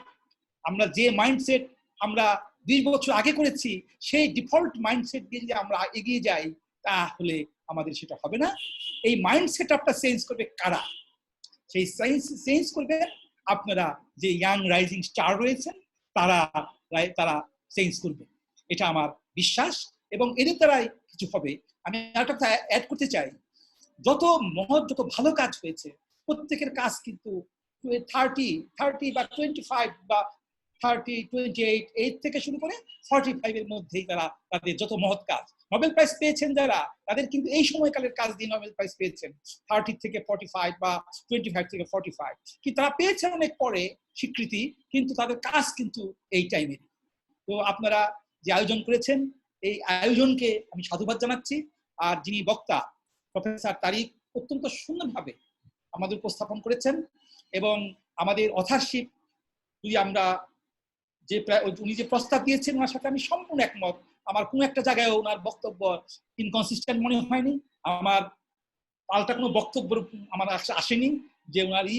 তবে একটা কথা আমি বলতে চাই, যে পর্যন্ত না আমাদের মন মানসিকতাকে চেঞ্জ না করব এই পর্যন্ত আমরা নিয়ম করে নীতি করে আমরা আসলে পরিবর্তন আনতে পারবো না। পরিবর্তন আনতে হবে আমাদের মাইন্ড সেট আপকে, ডিফল্ট রাখলে হবে না, এটাকে সেই মাইন্ড সেট আপকে চেঞ্জ করতে হবে। যখনই আমরা মাইন্ড সেট আপকে চেঞ্জ করতে পারবো তখনই আমাদের বিবেক বলবে কার অথার হওয়া উচিত, কার হওয়া উচিত না, কার নাম সংখ্যা কার হওয়া উচিত, সংখ্যা বাড়া উচিত না কমা উচিত, কাউকে ডিপ্রাইভ করা যেমন অন্যায়। আবার একইভাবে অনেক সময় দেখা যায় ভালো কাজ হলে অনেক সময় ছাত্রের নাম সুপারভাইজার দিচ্ছেন না, যে নিজের নাম ফার্স্ট দিচ্ছেন, ছাত্রের নাম লাস্ট দিচ্ছেন, যদিও মেইন কাজটা। তবে আইডিয়া যিনি দেন, যিনি আইডিয়া দেন তিনি কিন্তু মেইন, আসলে আইডিয়াটা কিন্তু মেইন। আমি পৃথিবীর প্রায় 36টা দেশের সাথে কাজ করেছি, তো তারা কিন্তু আইডিয়াটাকেই গুরুত্ব বেশি দেয়। এবং এখনো আমাদের যে third world country Egypt, Iran, তারপরে পাকিস্তান, ইন্ডিয়া, তারা আমার কাজ করে, তারা কিন্তু আমার কাছে শুধু খালি প্রবলেম চায়। তারা কিন্তু আমার কাছে প্রসিডিউর একটু হেল্প নেয়, কিন্তু মেইনলি কিন্তু প্রবলেম চায়। আসলে আইডিয়াটা অত্যন্ত ইম্পর্টেন্ট। আর আইডিয়াটা তখনই ভালো হবে যত আমাদের ব্রেনকে আমরা শানিত করতে পারবো, আমাদের নলেজকে আপডেট করতে পারবো, তাহলে আমাদের সব সফল হবে। আর যেটা হলো যে ইথিক্সের ব্যাপারে শাস্তি, পানিশমেন্ট কিন্তু হয়। মানে আমাদের ইউনিভার্সিটি কিন্তু চাকরি গিয়েছে এরকম 2 জন আমি দেখেছি, তারা মানে প্লেগারিজমও না, একজাক্ট নকল করেছে। তবে প্লেগারিজমকে শূন্য আনা যাবে না। আমি একবার আমার একটা পেপার অ্যাস্ট্রোফিজিক্স এন্ড স্পেস সায়েন্সে বলেছে যে আপনি একটু রিডিউস করেন এই পরিমাণটা আর কি। তারা বলে নাই যে এটা আমরা প্রসেস করবো না, কিন্তু আমাকে বিনীত রিকোয়েস্ট করেছেন যে এটাকে ল্যাঙ্গুয়েজ একটু চেঞ্জ করেন। তখন আমি উত্তর দিয়েছিলাম, আমি কি অথারদের ল্যাঙ্গুয়েজ চেঞ্জ করতে পারবো? আমার যে 50টা অথার আছে, এই অথারের মধ্যে কি আমি হাত দিতে পারবো? এই 50 জন অথারের মধ্যে অথারের নাম আমি চেঞ্জ করতে পারবো? তারপরে কিছু সাইটেশন আছে, যে কলেজে সাইটেশন অনেক কমন হয়ে গেছে, কমন হবেই। যারা আইডিয়া জেনারেট করে, যারা আইডিয়া দিয়েছেন প্রথম কাজের, তাদেরকে আমার সাইট করতেই হবে। ধারাবাহিকতা ভাবে কারা এটাকে ডেভেলপমেন্ট করেছে তাদের কথা আমাকে বলতেই হবে। সুতরাং সাইটেশন ও রিপিটেশন হবে কি হবে, তবে একটা লিমিটের মধ্যে থাকতে হবে। আর পাবলিকেশন যারা করে তারা ফেক তো অবশ্যই আছে, সে প্রত্যেকের মধ্যেই, প্রত্যেক কাজের মধ্যে আপনি যেমন ভালো পাবেন এবং খারাপও কিছু পাবেন। তবে এটা নিয়ে হতাশ হওয়ার কোনো কারণ নাই। আমরা যে উদ্দেশ্য নিয়ে আগাবো, গবেষণার উদ্দেশ্য, আমাদের ব্রেনকে শানিত করব, আমাদের নলেজকে আপডেট করব, এই মাইন্ডসেট আপকে চেঞ্জ করব, এই 3টা নিয়ে আমরা গবেষণা করে যাব এবং ইনশাল্লাহ আমাদের বাংলাদেশও পৃথিবীর গবেষণায় এক জায়গায় দাঁড়াবে। যদি আমাদের নতুন প্রজন্মরা এই যে ধরনের রিয়েলাইজেশন করেছে, তাদের যে আজকের যে একটা প্ল্যান, যে একটা কর্মসূচি, এই করোনার মধ্যেও যে কর্মসূচি, এই করোনার মধ্যে আমাদের কিন্তু করোনা এই ধরনের প্রোগ্রাম করতে বাধ্য করেছে। তাই আমি করোনায় যারা এই না ফেরার দেশে চলে গিয়েছেন তাদের প্রতি শ্রদ্ধা এবং তাদের প্রতি আমি তাদের আত্মার শান্তি কামনা করছি। আর যারা যুদ্ধ করছেন তাদের প্রতি শ্রদ্ধা জানাচ্ছি, আর যারা অসুস্থ আছেন তাদের সুস্থতা কামনা করছি। আপাতত আমি এখানেই আমার বক্তব্য শেষ করছি। সকলকে ধন্যবাদ। আর যদি সুযোগ না পাই, সকলে সুস্থ থাকেন, ভালো থাকেন এবং সুন্দর থাকেন। আল্লাহ হাফেজ। অনেক ধন্যবাদ স্যার, আপনি যথার্থই বলেছেন। এখানে মাইন্ডসেটটা অনেক গুরুত্বপূর্ণ এবং রিসার্চ ইন্টিগ্রিটি, পাবলিকেশন এথিক্স, এই বিষয়গুলো আমরা যারা আর্লি ক্যারিয়ার রিসার্চার হিসেবে ন্যাশনাল ইয়াং একাডেমি অফ বাংলাদেশে আছি এবং তাদের মাধ্যমে আরো যারা আছেন, আমাদের যারা বিভিন্ন একাডেমিতে আছেন, তারা যদি তাদের ক্যারিয়ারের শুরু থেকেই এই বিষয়গুলোর প্রতি বিশেষ যত্নশীল হন এবং এই বিষয়টিকে ছাত্রদের মাঝে সঞ্চারিত করেন, তাহলে যে বৃক্ষগুলো এখান থেকে উৎপাদিত হবে তারাও আশা করছি একই ফল দিবে, যে ফলগুলো আমরা পথ দিশারি হিসাবে আমরা রোপণ করে যাব। তো আপনাকে অনেক অনেক ধন্যবাদ। আপনাকে প্রথমবারের মতো ন্যাশনাল ইয়াং একাডেমির প্ল্যাটফর্মে পেয়েছি, আমরা সত্যি অত্যন্ত সম্মানিত এবং আশা করি আমাদের আয়োজন আপনার ভালো লেগেছে এবং এবং এবং আপনাদের এই মানে কি ব্লেসিং দ্য একাডেমি পেয়ে যাবে এবং আমাদের উত্তরোত্তর যাত্রায় আপনাদের সহযোগিতা দিকে আমরা প্রত্যাশী। আপনাকে আবারও অনেক অনেক ধন্যবাদ। আপনার পরে এখন আমরা একটু চলে যাই আমাদের সেকেন্ড প্যানেলিস্টের কাছে। সেকেন্ড প্যানেলিস্ট হিসেবে আজকে আমাদের সঙ্গে আছেন এক্সপার্ট প্যানেলিস্ট হিসেবে professor doctor Saleh Hasan Naqib. Professor Saleh Hasan Naqib, just to give a brief introduction about his career, Dr. Naqib is currently working as a professor in physics department, University of Rajshahi, Bangladesh. He earned his PhD in physics from University of Cambridge. His main area of interest focuses on condensed matter physics, magnetic properties of cuprates, isotope effect in superconductors, ITC superconductivity, band structure calculations, ab initio calculations, pseudo gap in cuprates, unique interest. Okay, and to his credit, there are 35 publications in journals as author and co-author. Professor Nakib আমাদের national young একাডেমির একজন সম্মানিত উপদেষ্টা। আমাদের বিভিন্ন যাত্রায় ওনার সহযোগিতা, ওনার দর্শন, ওনার পরামর্শ জন্য আমরা তার কাছে বিশেষভাবে ঋণী। With this little introduction, I would like to offer the screen and I would like to offer this audience for his kind deliberation. Professor Naqib, over to you. Thank you. Assalamu alaikum and a very good evening to you all. অনেক ধন্যবাদ মঞ্জুর ভাই। আর অসাধারণ একটা webinar শুনলাম, আর বিশেষ করে আপনাদের ধন্যবাদ যারা এটা অর্গানাইজ করেছেন। তো আমি আসলে কতগুলো স্পেসিফিক পয়েন্ট নিয়ে একটু টাচ করব, যদি সময় পারমিট করে আর কি। আমি কতগুলো পয়েন্ট লিখেছি আর কি। আমার মনে হয় আমার যেটা শুনে যেগুলো মনে হয়েছে আমি একটা একটা করে সেগুলোতে আসি। ওয়েবিনার যেটা আমি বলছিলাম যে এটা অসাধারণ একটা ওয়েবিনার হয়েছে, অত্যন্ত সময় উপযোগী এবং এটা ডেফিনেটলি এটা একটা প্যান্ডেমিক। দুই একটা জায়গায় আমি একটু অ্যাড্রেস করতে চাই। যেমন একটা নতুন শব্দ আজকে আমরা দেখলাম, সেটা হলো প্রলিফিক অথরিটিস, এবং আজকে যিনি প্রেজেন্ট করলেন প্রফেসর তারিক, এটাকে একটা ডিজিজ বলে বর্ণনা করেছেন এবং এইটা যে কিভাবে ছড়িয়ে পড়েছে সায়েন্টিফিক কমিউনিটিতে সেটা একটা খুব ভালো বর্ণনা তিনি দিয়েছেন। কিন্তু আমার যেটা মনে হয়, মানে আমার ব্যক্তিগত মতামত, এটা যত না ডিজিজ তার চেয়ে এটা বেশি সিমটম। আমার কাছে এটা সিমটম বলেই মনে হয়। এই ডিজিজটা আরেকটু পেছনে, এবং সেই ডিজিজের পিছনে যে কারণগুলো আছে সেগুলো উনি অ্যাড্রেস করেছেন, কিন্তু এই যে অথরশিপ নিয়ে যে কাণ্ডটা চলছে এইটা সেই ডিজিজের symptom. It is not the disease itself, অন্তত আমার কাছে যেটা মনে হয়। এবং কোয়েশ্চেন যেটা আসে এখানে সেটা তো অনেক পুরাতন কোয়েশ্চেন, সেটা হলো এথিক্স এর কোয়েশ্চেন। এই যে এথিক্স এর যে এরোশন ক্ষয় এবং তারই একটা আমরা মানে এটা একটা ম্যানিফেস্টেশন আমরা দেখতে পাচ্ছি এই ধরনের অথরশিপ। এথিক্স এর ব্যাপারটা আমাদের একটু ভালো করে বোঝা দরকার। সেটা হলো এটা কিন্তু একটা সোশ্যাল ব্যাকগ্রাউন্ডে এথিক্স গড়ে ওঠে। এটা kind of reflection of the society. এর একটা ইনস্টিটিউশনাল প্র্যাকটিসের ব্যাপার আছে আর একটা ব্রডার পার্সপেক্টিভ আছে। এখন আমাদের দেশে যে ধরনের সোসাইটি, সেই সোসাইটিতে যেসব জিনিসের মূল্য, যেসব জিনিস মানুষকে প্রলোভিত করে, সেগুলো পৃথিবীর অন্যান্য জায়গাতেও আছে, কিন্তু মাত্রাভেদ আছে এবং সেটা আপনি কোন সোসাইটিতে আছেন তার এখানে একটা কন্ট্রিবিউশন আছে। চাকরি, খ্যাতি, অর্থ এগুলো মানুষকে টানে, এবং এগুলো যখন মানুষকে টানে, and we are born weak, আমাদের সৃষ্টিকর্তা দুর্বল করে সৃষ্টি করেছেন এবং খুব সহজে আমাদের পা পিছলে দেয়। পা কেন পিছলাবে না তারও অনেক তরিকা আছে, কিন্তু সেগুলোর প্র্যাকটিস যদি না থাকে তাহলে পা পিছলানোটাই হচ্ছে ন্যাচারাল স্টেট, পা পিছলাবে এটাই স্বাভাবিক।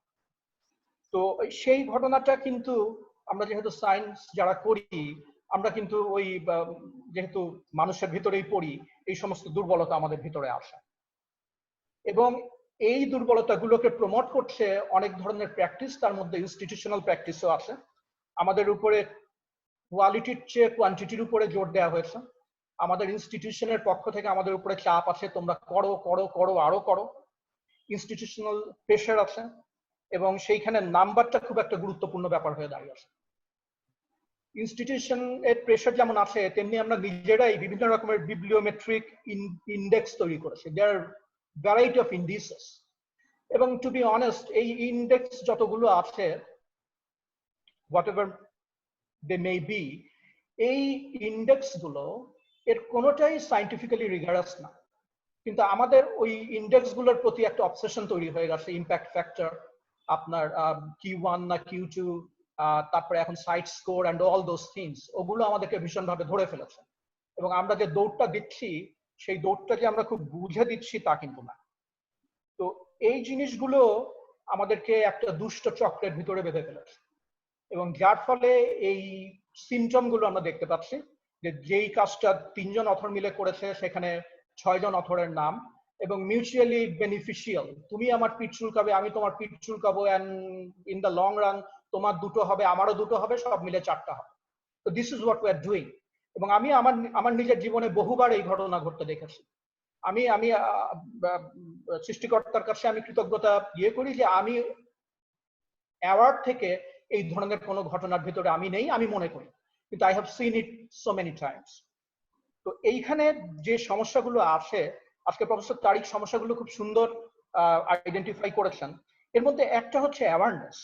আমাদের দেশে তো যারা রিসার্চ করছেন, বিশেষ করে ইয়াং রিসার্চার, আমরা সুপারভাইজাররা বেশিরভাগ ক্ষেত্রে একটা অথরশিপের জন্য মিনিমাম কি কোয়ালিফিকেশন লাগে এগুলো তাদেরকে সেভাবে কখনো ট্রেন আপ করিও নি, তাদের সাথে এগুলো নিয়ে আমরা আলাপ আলোচনাও করি। হয়তো আমার ল্যাবে আমি করি, but I know this is exception. আমি ছাত্রদের খুব পরিষ্কার করে বলে দিই যে অথরশিপের জন্য তোমাকে ডিজাইন, ডাটা কালেকশন, অ্যানালিসিস, যেগুলো আপনাদের ওই international committee of medical journal editors এর কিছু ক্রাইটেরিয়া আছে, সেগুলোর কথা আমি তাকে বলি। তাদের বলি যে শোনো, ওনারশিপ খুব ভালো লাগে, কিন্তু with ownership comes the responsibility. Are you ready to take the responsibility? Responsibility মানেটা কি? যেই পেপারটা লেখা হবে সেই পেপারের কনক্লুশনে যে কথাগুলো আসে, তুমি কি মনে করো you can defend every word in that conclusion? এই কনক্লুশনে যা যা আসে এগুলো ডিফেন্ড করার ক্ষমতা কি তোমার আছে? তুমি কি পেপারটাকে ডিফেন্ড করতে পারবে? এই পেপার টোটাল ডিজাইন সম্পর্কে কি তোমার একটা ধারণা আছে? হতে পারে তুমি একটা পার্টিকুলার অ্যাসপেক্টে কন্ট্রিবিউট করেছো, কিন্তু ওভারঅল পেপারটাতে কি বলা আছে এইটার সম্পর্কে তোমার একটা পরিষ্কার ধারণা আছে কিনা? তুমি কি এই প্রজেক্টের সাথে ডিরেক্টলি ইনভলভ কিনা? অল দোজ থিংস, এই জিনিসগুলো ছাত্রদেরকে বুঝিয়ে দেয়া এবং ইয়াং রিসার্চারদের বলে দেওয়াটা আমাদের খুব বেশি দরকার। তো যেটা বলছিলাম যে শুধু অ্যাওয়ারনেস দিয়ে হয় না, একটু অন্যভাবে চিন্তা করতে হয়, যেটা প্রফেসর মামুন খুব সুন্দর করে বলেছেন, মাইন্ডসেটের ব্যাপার। তো সেই মাইন্ডসেটের যে ব্যাপারটা আছে সেটা আসলে খুব জটিল মনস্তত্ত্বের ব্যাপার। এইটা যেমন বিভিন্ন রকমের ইন্ডেক্স আছে, এবং আজকে প্রফেসর তারিক খুব সুন্দর কতগুলো ম্যাথমেটিক্যাল ফর্মুলেশন দেখিয়েছেন, ক্যাটেগরাইজিং এর কথা বলেছেন, কিন্তু আমি মনে করি এর একটাও কাজ করবে না যদি মানুষ মিথ্যা বলে। এখন কোন তরিকায় আপনি মানুষকে মিথ্যা বলাটা বন্ধ করবেন? আই হ্যাভ নট কন্ট্রিবিউটেড, আমি লিখে দিলাম অমুক অমুক জায়গাতে আমার কন্ট্রিবিউশন আছে, ইউ ক্যানট চেক ইট। এটা কে চেক করবে? এইটা চেক করার জন্য যদি একটা বডি থাকে, তবেই যে ইন্ডেক্স গুলো দাঁড় করানো হয়েছে সেই ইন্ডেক্স গুলোর একটা অর্থ থাকতে পারে। তার আগ পর্যন্ত অ্যাজ লং অ্যাজ উই লাই, আপনি কোনো ইন্ডেক্স থেকেই কোনো কনক্লুশনে আসতে পারবেন না। তো আমি মনে করি এইটা একটা ইম্পর্টেন্ট পয়েন্ট। এবং এই সাথে আমি আরেকটা কথা বলতে চাই, যে এগুলো নিয়ে কিন্তু অলরেডি অল্টারনেটিভ চিন্তা ভাবনা শুরু হয়ে গেছে। আমি গতকালকে একটা ইমেল পেয়েছি স্কোপাসের কাছ থেকে, তারা একটা বিকল্প রিওয়ার্ড সিস্টেম, তার মানে সায়েন্টিফিক বা যে কোনো ধরনের পাবলিকেশনের আসলে লং টার্ম ইম্প্যাক্ট কি হয় সেইটা দিয়ে সেইটাকে জাজ করার একটা সিস্টেম দাঁড় করানোর কথা বলছে। একই সাথে তারা ওপেন সায়েন্স গোলস বলে একটা কার্যক্রম শুরু করার কথা বলছে। এবং পিয়ার রিভিউটার ব্যাপারেও এক ধরনের নতুন চিন্তা ভাবনা হচ্ছে যে একটা জার্নাল যখন একটা কি বলে একটা জার্নালে যখন একটা আর্টিকেল সুন্দর পাবলিশড হয়ে গেল, that is not the end of the story. এটার পিয়ার রিভিউ চলতেই থাকবে এবং একটা জায়গা থাকবে যেখানে কন্টিনিউয়াসলি পিয়াররা এটাকে রিভিউ করতে থাকবে, এটা ভালো না মন্দ, এটা কাজে লাগে বা লাগে না। তো চিন্তা ভাবনা যে একেবারে নেই তা না, আসলে ওটা উনিও বলেছেন যে অনেক ধরনের চিন্তা ভাবনা আছে। এই চিন্তা ভাবনাগুলো আমি আই হোপ কি আমাদেরকে হেল্প করবে। আমি মিথ্যার উপরে খুব বেশি গুরুত্ব দিই। ওয়ান্স ইউ স্টার্ট লাইং, একবার যখন আমরা মিথ্যা বলা শুরু করি তখন আর কোনো ধরনের কোনো ইন্ডেক্সের কোনো মূল্য থাকে না। এখন আমরা মিথ্যা কেন বলি? আমি বলবো যে মিথ্যা বলার একটা কালচার সায়েন্টিফিক প্র্যাকটিসের ভিতরে বা রিসার্চ প্র্যাকটিসের ভিতরে ভীষণভাবে ঢুকে গেছে। এটা আমাদের জ্ঞাতসারে ঢুকেছে, আমরা বলতে পারি না যে এটা আমরা জানতাম। এটা কোথায় ঢুকেছে? সবচেয়ে বেশি যে জায়গাটায় ঢুকেছে সেটা হচ্ছে ফান্ডিং এর জন্য অ্যাপ্লিকেশন। আপনি যদি ফান্ডিং এর জন্য অ্যাপ্লিকেশন গুলো দেখেন, সেখানে যেসব দাবি হয় এগুলো নিয়ে কিন্তু বিস্তর কাজ হচ্ছে এবং এগুলো নিয়ে অনেক লিটারেচার আছে, এগুলো নিয়ে বই লেখা হচ্ছে। আপনি ফান্ডিং এ যেগুলো লেখেন, আপনার মোটিভেশন, আপনার গোল, আপনার এই প্রজেক্ট ইয়ে হলে কি করে দেশের চেহারা পাল্টে যাবে, all those are blatant lies. আমরা জানি, আমরা যারা লিখি তারাও জানি যে এটার গুরুত্ব যতটুকু, আমি ফান্ডিং অ্যাপ্লিকেশনে এই গুরুত্বটাকে 10 ফোল্ড অ্যাম্প্লিফাই করে আমি প্রকাশ করেছি। আমি জানি যে এই রিসার্চটার ইমপ্লিকেশন হওয়ার পরে পৃথিবী থেকে ক্যান্সার দূর হয়ে যাবে না। আমি জানি যে এইটা ইয়ে হলে বাংলাদেশের এনার্জি সেক্টরের চেহারা পাল্টে যাবে না। But I am writing those things and there are people যারা ওই জিনিসগুলোকে গুরুত্ব দিচ্ছে। তার মানে পুরো জিনিসটা একটা মিথ্যার উপরে দাঁড়িয়ে আছেন। I am so sorry to say this, কারণ আমি মনে প্রাণে একজন বিজ্ঞানের ছাত্র।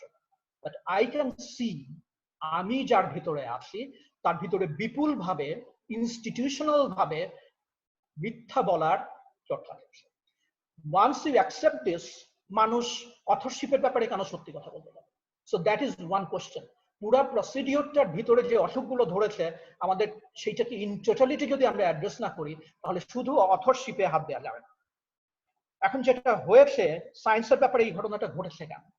আমার যেটা মনে হয়, এবং এগুলো নিয়েও বিস্তর লেখালেখি আছে, হিউম্যান যত রকমের এন্ডিভার আছে তার মধ্যে সায়েন্স, আমি যে সায়েন্সের ছাত্র সেজন্য বলছি না, most successful, I have to admit ইট।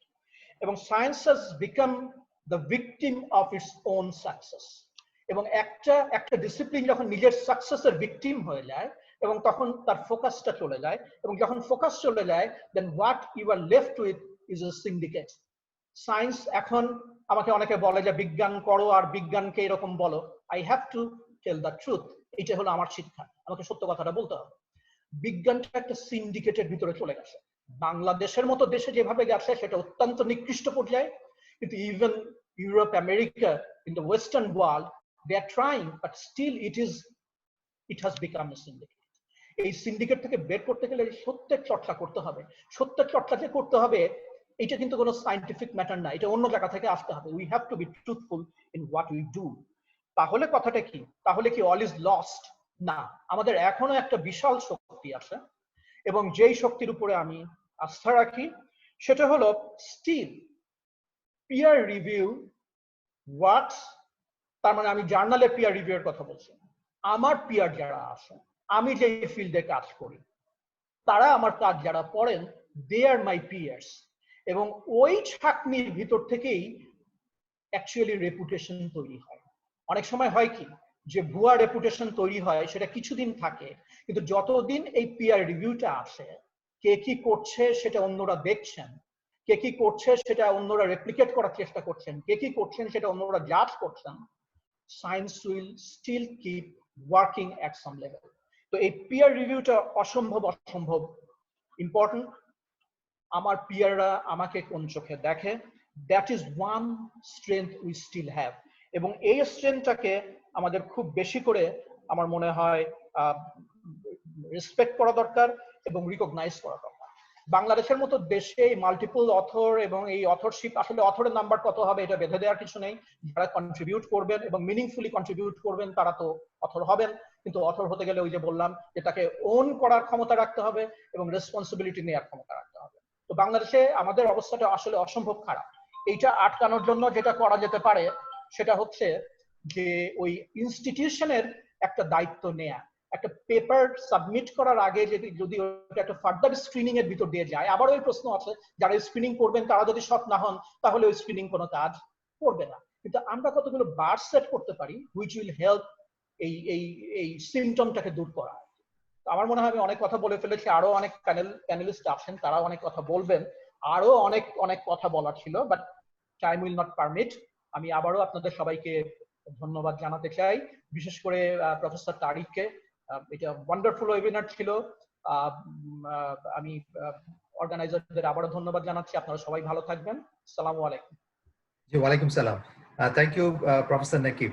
আমার মনে হয় আপনার প্রশ্নের উত্তর দেওয়ার জন্য ডক্টর তারিক কিছু মন্তব্য করবেন, কিন্তু ডক্টর তারিকের কাছে ফ্লোর দেওয়ার আগে আমি খুব অল্প সময় 1 থেকে 2 মিনিটের ভিতরে আমাদের অন্যান্য যে প্যানেলিস্ট আছেন আমি তাদেরকে একটু ফ্লোর দিতে চাই।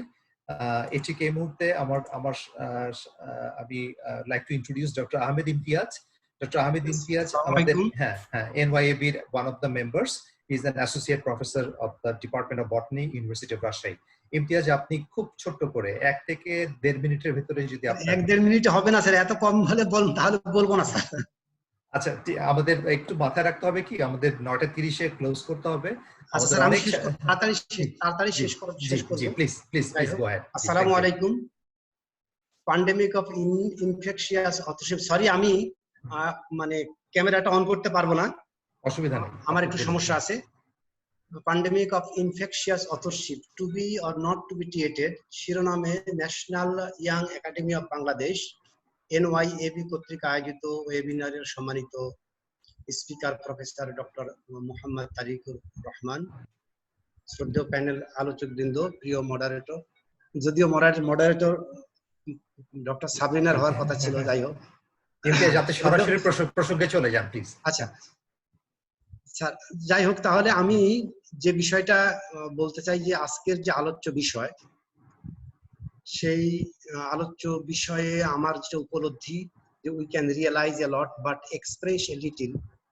আফটার অল কথা যে এই বিষয়ে এমন একটা বিষয় যে আমাদের সবাই এর মধ্যে কম বেশি আমরা এই রোগে অনেকটা মনে করি আক্রান্ত, অনেকেই, সবাই 100% বলবো না।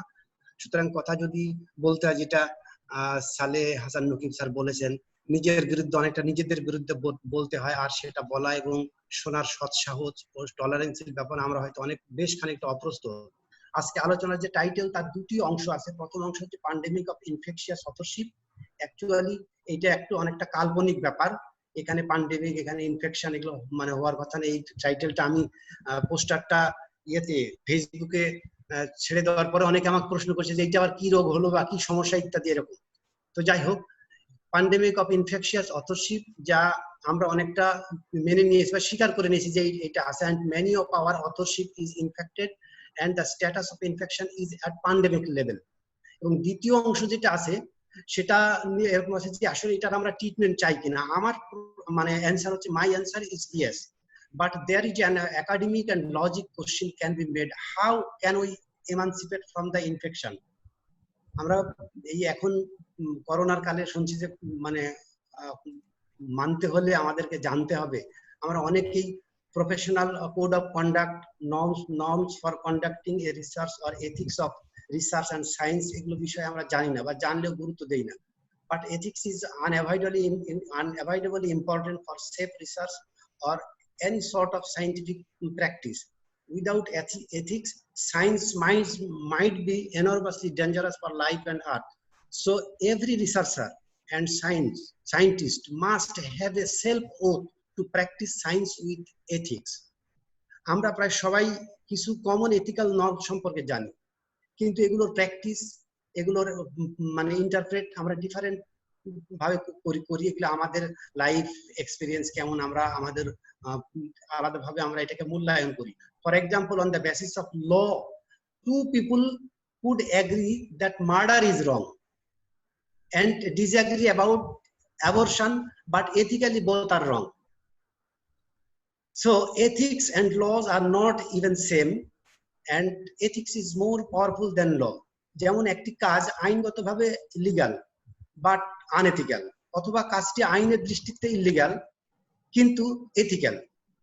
That is why a peaceful civil disobedience is an ethical way of protesting law.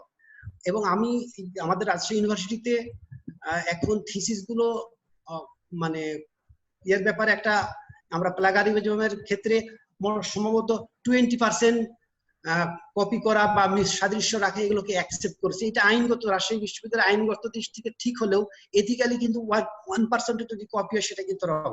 আমরা যারা বায়োকেমিস্ট্রি এন্ড বায়োলজি কিংবা কেমিস্ট্রি নিয়ে রিসার্চ করি, এই রিসার্চের কিছু রেসিডিউ আছে, সেগুলো আমরা অটোক্লেভ না করে বাইরে ফেলে দিই। বাইরে ফেলে দিলে সেগুলো মাইক্রো অর্গানিজম বাতাসে যাবে, সয়েলে যাবে, এমনকি বিশেষ করে কেমিক্যাল রেসিডিউ গুলো যেগুলো আছে সেগুলো কোনো অ্যাকোয়াটিক বডিতে চলে যাবে, মারাত্মক সমস্যা তৈরি হতে পারে। সুতরাং সরি ইমতিয়াজ, আপনি যদি স্পিকারকে যদি সরাসরি কোনো প্রশ্ন থাকে আপনি না, সেরকম কোনো প্রশ্ন আমার নেই। ওনাকে আমি ধন্যবাদ জানাতে চাই, অত্যন্ত চমৎকার। তবে আমি ইয়াং সিনিয়রদের ইগনোর করতে বলবো এবং জুনিয়রদের আমার কিছু বলার মানে ইচ্ছা ছিল। তো যাই হোক স্যার, আমি তাহলে বলবো না, সরি। থ্যাংক ইউ, কোনো অসুবিধা নেই। আমরা জুনিয়রদের কাছ থেকে আমরা মানে ফ্লাডেড হয়ে গেছি তাদের প্রশ্নে, তাদেরকে একটু সময় দেওয়া দরকার, আমরা তাদের কাছ থেকে তাদের কথা শুনবো। তো thank you doctor Ahmed Imtiaz আপনার সময় এবং মূল্যবান বক্তব্যের জন্য। আমরা চলে যাচ্ছি আমাদের আরেকজন প্যানেলিস্ট ডক্টর মনারুল ইসলাম। ডক্টর মনারুল ইসলামকে আমি অফার করছি খুব সংক্ষেপে যদি আমাদের প্যানেলিস্ট আমাদের স্পিকারকে উদ্দেশ্য করে যদি তার কোনো বক্তব্য থাকে। Thank you. Doctor Monarul Islam, he is affiliated in the Chemical Research Division, BCSIR Laboratories, Dhaka. Dr. Monarul, আপনি শুনতে পাচ্ছেন? জি স্যার, প্লিজ আপনি খুব সংক্ষেপে। আসসালামু আলাইকুম। জি, ওয়ালাইকুম আসসালাম। স্যার আমি খুব সংক্ষেপে শেষ করে দেব। আমি প্রথমে আজকের প্রেজেন্টার প্রফেসর তারিকুর রহমানকে ধন্যবাদ জানাই। তিনি কিছু বিষয়, আসলে এটা আমার কাছে কিছুটা নতুন মনে হয়েছে, আমাদের সম্মুখে উপস্থাপন করেছেন, যেটা আমাদের মতো তরুণ এবং জুনিয়রদেরকে জানা আসলে দরকার। কারণ আমরা অনেক সময় পেপার পাবলিকেশনের দিক দিয়ে ঝুঁকে যাই, যে আমাদের পেপার লাগবে হয়তো বা প্রমোশনের জন্য অথবা ফেমের জন্য, যে আমি এত বেশি পেপার পাবলিশ করতেছি। কিন্তু বেশি পেপার পাবলিশ করতে যে আমরা ইথিক্যালি আসলে অনেক সময় ইথিক্স দিকে খুব কমের দিকে যাচ্ছি, যে আমাদের ইথিক্যালি কতটুকু হচ্ছে। যে কথাটা আমাদের সালে নকিব স্যার অথবা মামুন স্যার বলে গেলেন, যে ইথিক্যালির একটা বিষয় এখানে অবশ্যই আছে। তবে তারপরও আমাদের পাবলিকেশন দিকে যেতে হবে, যেটা ইথিক্যালি। কেননা পাবলিকেশনটাই সায়েন্টিস্ট বা প্রফেসরদেরকে তাদের নিজস্ব ফিল্ডে তাকে মানে পরিচিতি করে তোলে, এবং আমরা যতটা ভালো পাবলিকেশন করতে পারবো বা কোনো অথবা সে ততটা তার ফিল্ডে জনপ্রিয় হবে। তবে এখানে অবশ্যই আমাদের ইথিক্স থাকতে হবে। আর আরেকটা হলো যে বিষয়টা মামুন স্যার বলে গেলেন, যে যখন কোনো পেপার লেখা হয় তার মধ্যে অবশ্যই একটা সাহিত্যের মতো থাকবে। মানে যখন আমরা কোনো পেপার লিখবো, এটা যেন পড়া মাত্র রিডাররা খুব কুইকলি পড়তে পারে, বুঝতে পারে, এবং তার মধ্যে একটা ইন্টারেস্ট সবসময় থাকবে। আর হলো এই যে আমরা পাবলিকেশনটা মূল উদ্দেশ্য নলেজ যে আমরা জেনারেট করছি বা রেজাল্ট পাইছি, এটা প্রচার করা বা সেটা জানানো। সাথে সাথে সেটা ফান্ডিং, যারা ফান্ডার দেয় তাদেরকে আকৃষ্ট করা, যাতে আমরা ফান্ড পাই। তবে এখানে আমি যে নতুন বিষয়টা শিখলাম সেটা প্রোফিলিক অথর্স, মানে এই যে আমরা টেন্ডেন্সি আমাদের বৃদ্ধি পাচ্ছে ধীরে ধীরে, যে কিভাবে আমরা মানে পেপার পাবলিশ করব। তাই এই বিষয়টা আসলে আমাদের জন্য জানা খুব জরুরি ছিল।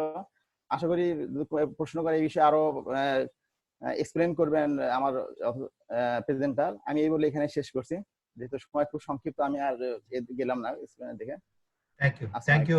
Thank you Monarul Islam, thank you very much. So এই পর্যায়ে আমরা প্যানেলিস্টকে ক্লোজ করে দিচ্ছি। তো প্যানেলিস্ট থেকে যে সমস্ত প্রশ্নগুলো বা যে সমস্ত কমেন্টস গুলো এসছে সেগুলোর অ্যাড্রেস করার জন্য আমি ডক্টর তারিক আপনাকে একটু সুযোগ দিতে চাচ্ছি, তারপর আমরা চলে যাব অডিয়েন্সের কাছে। Doctor Tariq, over to you. আপনার যদি কোনো কমেন্টস থাকে, so far the comments received from the panelists. All right, thank you, Manjur. It's actually very interesting that all of you appreciated it. Thank you very much. And basically, I have nothing against any of those comments given by the panel members. I totally agree with you that we need to change, because the root cause of this problem is our mindsets. Our personal or our individual ethical values, how we practice in our daily life, and how we are influenced by the society, by the community, by the institution, and so on. So that is a basic thing. So I totally agree with that part. One small correction maybe I might to address is that the term that I have used, prolific arthritis, is just a term to create a flow of the discussion. And the way that I put it as a disease, also just to create the flow of the discussion. I did not want to say that this is a disease, or this is a symptom, or this is really a cure or treatment. Just to create a framework of the discussion, I coined the term. So it is possible that this term will not continue even after this webinar. So everyone will forget about it, and there is no problem with that. The main theme is that we are suffering from some kind of problems in terms of scientific integrity, and which is at the root related with our ethical values and moral values, and we need to address it. And we do not want to compromise our ethical values and moral standards whenever we are writing a paper, not only in terms of manipulating the results, but also in terms of assigning any friends or colleagues or any individual as an author for the paper that we are publishing. That's all from me. Thank you very much. Okay, thank you, Dr. Tariq. So, ঠিক এই পর্যায়ে আমাদের সেগমেন্টে আমি doctor Sabrina ইলিয়াসকে request করছি উনি audience থেকে প্রশ্নগুলো নিয়ে সরাসরি আমাদের আজকের স্পিকার ডক্টর তারিক রহমানকে উপস্থাপন করবেন। Over to Sabrina. Thank you sir. আমি প্রথমে আহ্বান করব ডক্টর মোহাম্মদ মাহবুব রাব্বানীকে। আপনি কি আছেন ডক্টর রাব্বানী? আমি আছি। হ্যাঁ জি, আপনি যদি একটু আপনার কোশ্চেনটা বলেন সরাসরি। আপনি দুটো কোশ্চেন করেছেন। জি জি জি জি, আমার দুটো কোশ্চেন হচ্ছে গিয়ে প্রফেসর ডক্টর তারিকুর রহমানের কাছে। এক নম্বর প্রশ্ন, উনি যেহেতু অথরশিপ এবং এথিক্স নিয়ে কাজ করছেন, সব কথাই আলাপ হয়ে গেছে, যে এখানে এমন কোনো ফাইন্ডিংস কি উনার আছে যে অ্যাপ্রক্সিমেটলি কতজন অথর রিজনেবল একটা পেপারের মধ্যে, ডিপেন্ডিং অন দ্য কন্ট্রিবিউশন। আর একটা প্রশ্ন হচ্ছে, আমি যতটুকু আমার মনে পড়ে একটা ইকুয়েশন ছিল বোধহয়, এখন আমি রাইট নাও ইকুয়েশনটা ভুলে গেছি, যে কোন একজন রিসার্চারের তার টোটাল অ্যাচিভমেন্টটাকে হিসাব করা যায় একটা ইকুয়েশন থেকে, ডিপেন্ডিং অন দ্য সাইটেশন, তারপরে পেপারের মধ্যে তার কো-অথরশিপই হোক বা করেসপন্ডিং অথর হোক বা ফার্স্ট অথর হোক, এটার একটা মার্কিং দিয়ে এই ধরনের কোন ইকুয়েশন কি এই ইথিক্যাল বা কারোর কোনো পারফরম্যান্সটাকে ভ্যালিডেট করে কিনা, এই দুটো প্রশ্ন, এরকম কোনো ইকুয়েশন কি এস্টাবলিশড আছে কিনা? Thank you. Thank you, Dr. Mohammad Mahabub, for the questions. The first question is that whether there is any publications which made a measurement, যে কোনো reasonable কোনো ক্যালকুলেশন আছে কিনা যে কতজন অথর কতটুকু কন্ট্রিবিউট করলো, এরকম কোনো পেপার বেসিক্যালি নেই ইন মাই নলেজ। কারণ হচ্ছে যে অথরের কোয়ান্টিটেটিভ কন্ট্রিবিউশন, এই কনসেপ্টটা ইটস নট ভেরি নিউ। কারণ আমি যেটা আপনাদেরকে দেখালাম যে 1990 সাল থেকে এটা নিয়ে মানুষ কাজ করছে, দু একটা পেপার পাবলিশ হচ্ছে, কিন্তু এটা কোনো ম্যাসিভ কোনো মাস স্কেল এটা নিয়ে কেউ কখনো আলোচনা করেনি, যার কারণে কোয়ান্টিটেটিভ অ্যানালাইসিস এবং অথরদের কন্ট্রিবিউশন নিয়ে কোনো রিপোর্ট এখনো পর্যন্ত নেই বলে আমার ধারণা। যেটা আছে সেটা হচ্ছে যে আমরা সবাই জানি যে আমাদের total citation, H index and so on, based on অথবা আমাদের cumulative impact factor, the journal that we're publishing. So those kind of issues are there. But as an individual author, there is no such reference. The other part is that whether there is any equation, or if there is an equation which can be ethically measuring the contribution of the author or not. Now, এখানে আসলে দুইটা বিষয় আছে বলে আমার ধারণা। একটা হচ্ছে যে একজন অথরের ইন্টেলেকচুয়াল কন্ট্রিবিউশন, রাইট, একজন আইডিয়া দিল, এটাকে কোয়ান্টিফাই করা লিটারেলি ইম্পসিবল। কারণ তার আইডিয়াটা কতটুকু ভ্যালুয়েবল না, এটা আসলে মেজার করার মতো কোনো বিষয় না। This is the first thing. Second thing হচ্ছে, যেমন আপনি মনে করেন আপনার দুজন রিসার্চ অ্যাসিস্ট্যান্ট ল্যাবে কাজ করছে, কেউ একজন 24 ঘন্টার ভিতরে 12 ঘন্টা কাজ করছে, কেউ একজন 24 ঘন্টার ভিতরে 6 ঘন্টা কাজ করছে। but at the same time দুজনের আউটপুট সমান। এখন আপনি কাকে কোন ভাবে কোয়ান্টিফাই করবেন, based on their time given or based on their output? This is also nothing, there is no universal solution to this kind of problem. So in other words, there is no universal equation, and we cannot create any universal equation that can measure every aspect of authorship. It is impossible. So what possibly we can do is that we can minimize the existing problems. Existing problems বলতে আমি যেটা বোঝাচ্ছি যে আমরা এই মুহূর্তে আমাদের প্র্যাকটিসটা হচ্ছে যে আমাদের কোনো রকমের কন্ট্রিবিউশনের কোনো কোয়ান্টিফিকেশনের চিন্তা ভাবনা নেই। আমার মনে হচ্ছে ওকে আমি অথর হিসাবে ইনক্লুড করবো, লেট হিম ডু দ্যাট। আমার মনে হচ্ছে ওকে আমি অথর হিসাবে ইনক্লুড করবো না, ওকে আমি বাদ দিয়ে দিলাম, ওর কি কন্ট্রিবিউশন আছে কি নেই সেটা নিয়ে আমি কেয়ার করলাম না। সো এই একটা ম্যাসিভ এই প্র্যাকটিসটা, রং প্র্যাকটিসটাকে মিনিমাইজ করার জন্য একটা মিনিমাম এফোর্ট হচ্ছে গিয়ে অথর ক্যাটাগরাইজেশন অথবা ওই আইসিআর যেটা আমরা ডেভেলপ করেছি সেগুলো। তো বেসিক্যালি আপনি যেটা বলেছেন, which is very right, there is no universal equation which can calculate every aspect of authorship. All right, thank you. Thank you very much. আমি জাস্ট একটু অ্যাড করতে চাই, সেটা হচ্ছে ধরেন ওই যে আপনারা বললেন যে আনএথিক্যাল অথরশিপ, একজন প্রফেসর উনি ওই বন্ধু বান্ধব এই যে তুমিও খাও আমিও খাও সিস্টেমে ওনার 300 পেপার আছে শুধু ক-অথর, 7 নাম্বার 5 নাম্বার 8 নাম্বার, তো ওই ইকুয়েশনে ফেললে ওনার যেগুলো এমনিতেই কমে যাওয়ার কথা। ইকুয়েশন দিয়ে আমরা যদি ক্যালকুলেট করি তাহলে সেই ক্ষেত্রে উনি যে এমনিতেই মাগনা অথরশিপ নিয়েছেন, তো তার ইন্ডেক্সে ভ্যালুটা কমে যাওয়ার কথা না। Right, which is right. Actually আপনি যদি চিন্তা করেন যে প্রফেসর সালেহ নাকিব উনি খুব একটা সুন্দর কথা বলেছেন। উনি বলেছিলেন যে এই সব ইকুয়েশন এসব ইন্ডেক্স দিয়ে বেসিক্যালি তেমন কোনো কাজ হবে না যদি we are lying. And actually আমরা যখন আমাদের প্রথম এই যে আইসিআর রিলেটেড এই পেপারটা যখন সাবমিট করি, আমাদের ওয়ান অফ দ্য কো-অথর হচ্ছেন গিয়ে কর্নেল ইউনিভার্সিটির প্রফেসর জো ম্যাকরেগেনস্টাইন। তো ওনার সাথে যখন আমি প্রথমে এটা নিয়ে রিভাইজ করি বা কনসাল্ট করি, তখন উনি আমাকে প্রশ্ন করেছিলেন যে তুমি এটা যদি দাও, মানুষ যদি তোমাকে এটা এই টেবিলটা বা এই ইকুয়েশনের যে প্যারামিটার গুলো এগুলোর ব্যাপারে মিথ্যা কথা বলে, তখন তুমি কি করবা? My answer was very simple, that we have law to prevent thefts or we have law to prevent any kinds of crime. It does not mean that criminal act is completely gone. It does not mean that criminal act is completely eliminated, because people will find loopholes in the law and they will continue doing the crimes. So same thing is happening here.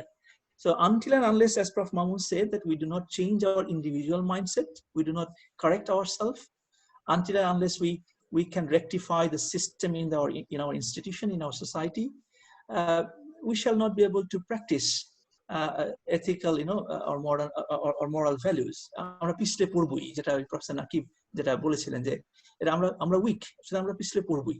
So এটা একটা basically যেটা আমরা করছি এখন, যে আমি যেটা করে আসছি যে আপনাদের অনেকের সাথে এটা শেয়ার করার পেছনে একটা কারণ হচ্ছে অ্যাওয়ারনেস ক্রিয়েট করা, এবং এই টুলগুলো দেওয়ার অর্থ হচ্ছে যে একটা সেফগার্ড দেয়া, যে let us try, where we are going to go, what will be the final achievement, it is we cannot say, we can guarantee that. All right, thanks a lot. Okay, thank you very much. ঠিক আছে, presentation outstanding হয়েছে। Okay, thank you. Okay, thank you Dr. তারিক। আমি এবার একটু যেতে চাচ্ছি miss Sayeda ফারজানার কাছে। আপনি একটা কোশ্চেন করতে চেয়েছিলেন, সো আপনি যদি বলেন। হ্যালো, আপনাকে শোনা যাচ্ছে, বলেন। Thank you. আসসালামু আলাইকুম, আমি সিলেট এগ্রিকালচার ইউনিভার্সিটির একজন স্টুডেন্ট, এমএস স্টুডেন্ট। তো আমি জানতে চাচ্ছি যে তারিক স্যার বললেন যে অনেক রিনাউন্ড অনেক জার্নাল অনেক ফ্রড বা ইরর আর্টিকেল পাবলিশ করেছে। তো এই ক্ষেত্রে আমাদের এডিটর বা এডিটোরিয়াল লেভেল বা রিভিউয়াররা কি সেটা মানে কোনোভাবে ধরতে পারেননি?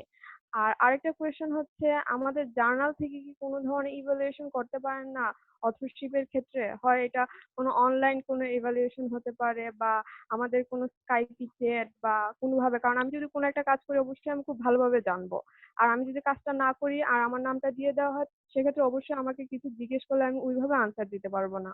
তো ওইরকম কি কোনো ওয়ে নেই? Thank you. Alright, it's very interesting. দুটো কোশ্চেনই খুবই সুন্দর। প্রথমটা হচ্ছে যে এডিটর বা রিভিউয়াররা এই ফ্রড বা এররকে ধরতে পারবে কি পারবে না। আমি জানি না যে অবশ্য জানার কথা না আপনাদের যে কদিন আগে আমি একটা নিউজপেপার আর্টিকেল লিখেছি, যেটা মালয়েশিয়াতে একটা ন্যাশনাল নিউজপেপার এসছে, regaining the trust on scientific effort. তো ওইটাতে আমি কথাটা লিখেছি ক্লিয়ারলি যে একজন এডিটর বা রিভিউয়ারদের পক্ষে এটা আসলে সম্ভব না যে কে কতটুকু এরর করেছে কি করেনি। ফর এক্সাম্পল, আমি আপনাকে যদি এটা খুব প্র্যাকটিক্যাল এক্সাম্পল দেই, যে কোনো এক রিসার্চার বলতেছে যে তার কাছে 120টা স্যাম্পল আছে কোন একটা ক্লিনিক্যাল ফাইন্ডিংস বা ক্লিনিক্যাল কোশ্চেনের সার্ভের জন্য। তো সেখানে সে 120টা স্যাম্পলের একটা ডাটা টেবল সে প্রেজেন্ট করলো। তো সেখানে 120টা না করে যদি সেটাকে 1200 সে বানিয়ে দেয়, কোনো এডিটর বা রিভিউয়ারের পক্ষে এটা ভেরিফাই করা সম্ভব না। কারণ ইট ইজ ভেরি সিম্পল, ওই কোশ্চেনিয়ার গুলোকে ডুপ্লিকেট করে, ফটোকপি করে বা অন্য কোনো ভাবে ম্যানিপুলেট করে 120কে 1200 বানানো, এটা is very simple. At the same time যদি আমরা বলি যে একটা দুইটা প্যারামিটারের ভিতরে লিঙ্ক বা কোরিলেশন খোঁজার চেষ্টা করি, যে let's say smoking is related with the cancer, এটা আমরা করতেই পারি। কিন্তু আমরা যদি এটা হাইড করি যে ওই পার্টিসিপেন্টের ভিতরে কতজন অ্যালকোহলিক ছিল, তাহলে কিন্তু এই লিঙ্কটা রাইট অর রং সেটা আইডেন্টিফাই করা কোনো এডিটর বা রিভিউয়ারের পক্ষে সম্ভব না। In other words, editor এবং reviewer has a certain capability, certain ability to identify the error or mistakes or fraud, but it is not guaranteed all the time. Second questionটা হচ্ছে যে জার্নালদের কি অনলাইন এভালুয়েশনের বা অন্য কোনো মেকানিজম নেই যে অথরদের কন্ট্রিবিউশন তারা এভালুয়েট করতে পারবে? বেসিক্যালি এটা নেই, আমার জানা মতে নেই। যেটা আছে সেটা হচ্ছে যে বিভিন্ন বড় বড় জার্নালগুলো ওরা চায় একটা list of contribution of each authors, সেখানে বলতে হবে যে কোন অথার কি রকমের কন্ট্রিবিউশন করেছে, এবং which is mostly, not mostly actually, in 100% cases those are qualitative, it is not quantitative. In other words, যেটা করা হয় সেটা হচ্ছে যে লিখবে যে author 1, 2, 3 they have contributed in terms of writing a manuscript. It's not that how much or to what extent they have contributed, there is no quantification on that. So again, coming back to the same point, linking with your earlier question, there is no universal standard, and it is practically impossible to implement or impose by the journal to do so, unless individual research group and especially the lead author is doing that. All right, so to some extent I might disappoint you that both the answers are kind of negative for you. All right, okay, thanks. thank you. Thank you, Syed Farzana. আমি এরপরে doctor মনির আহমেদকে একটু বলতে বলবো, ওনার যে কোশ্চেনটা ছিল সেটা। আসসালামু আলাইকুম। ওয়ালাইকুম আসসালাম। Thank you, Professor Dr. Tariq, for your nice presentation and very interesting topic. রাত একটা পর্যন্ত যে লেকচার শুনে সার্থক, I would say. I have one question about API, Author Performance Index. Question is, with seniority, a researcher has to give space fellow researchers to be primary or principal author. As such, his or her API is supposed to go down. Will not it harm the senior researchers? That is my question. It's a very interesting question, Dr. Munir. Thank you very much. And I'm really glad that you are waking until 1 o'clock at night and listening to this webinar.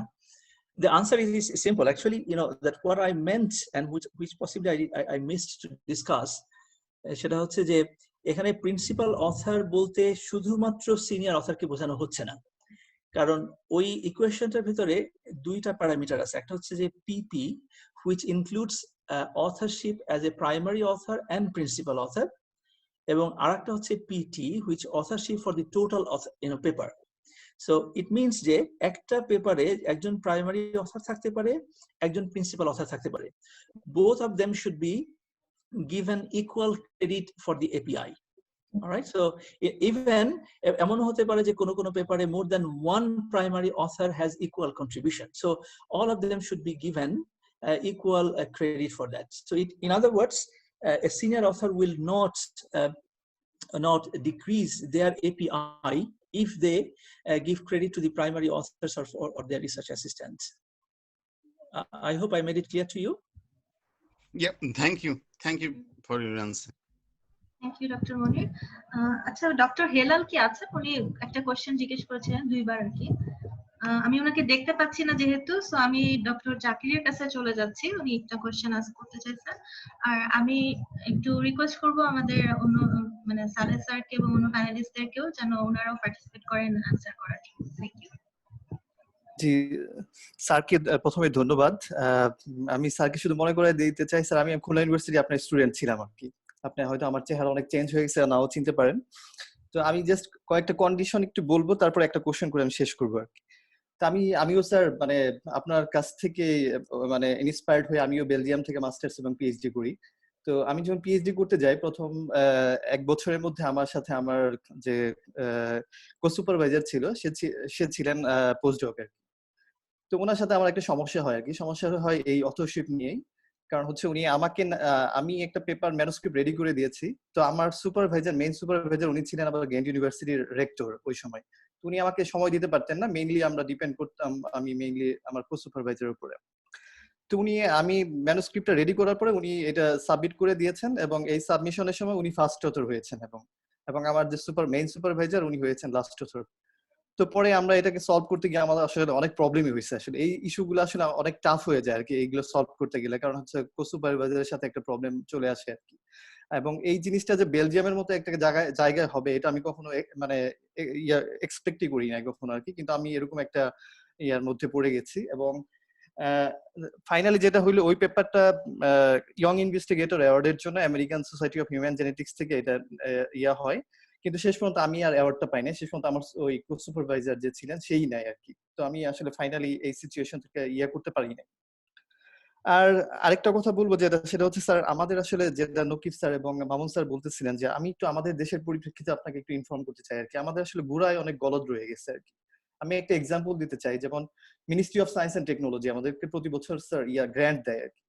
Suppose এই গ্র্যান্টটা দেয় জুনের মধ্যে আমাদের টাকা শেষ করতে হবে, কিন্তু এই গ্র্যান্টটা দেয় স্যার ধরেন মার্চ এবং এপ্রিল মাসে।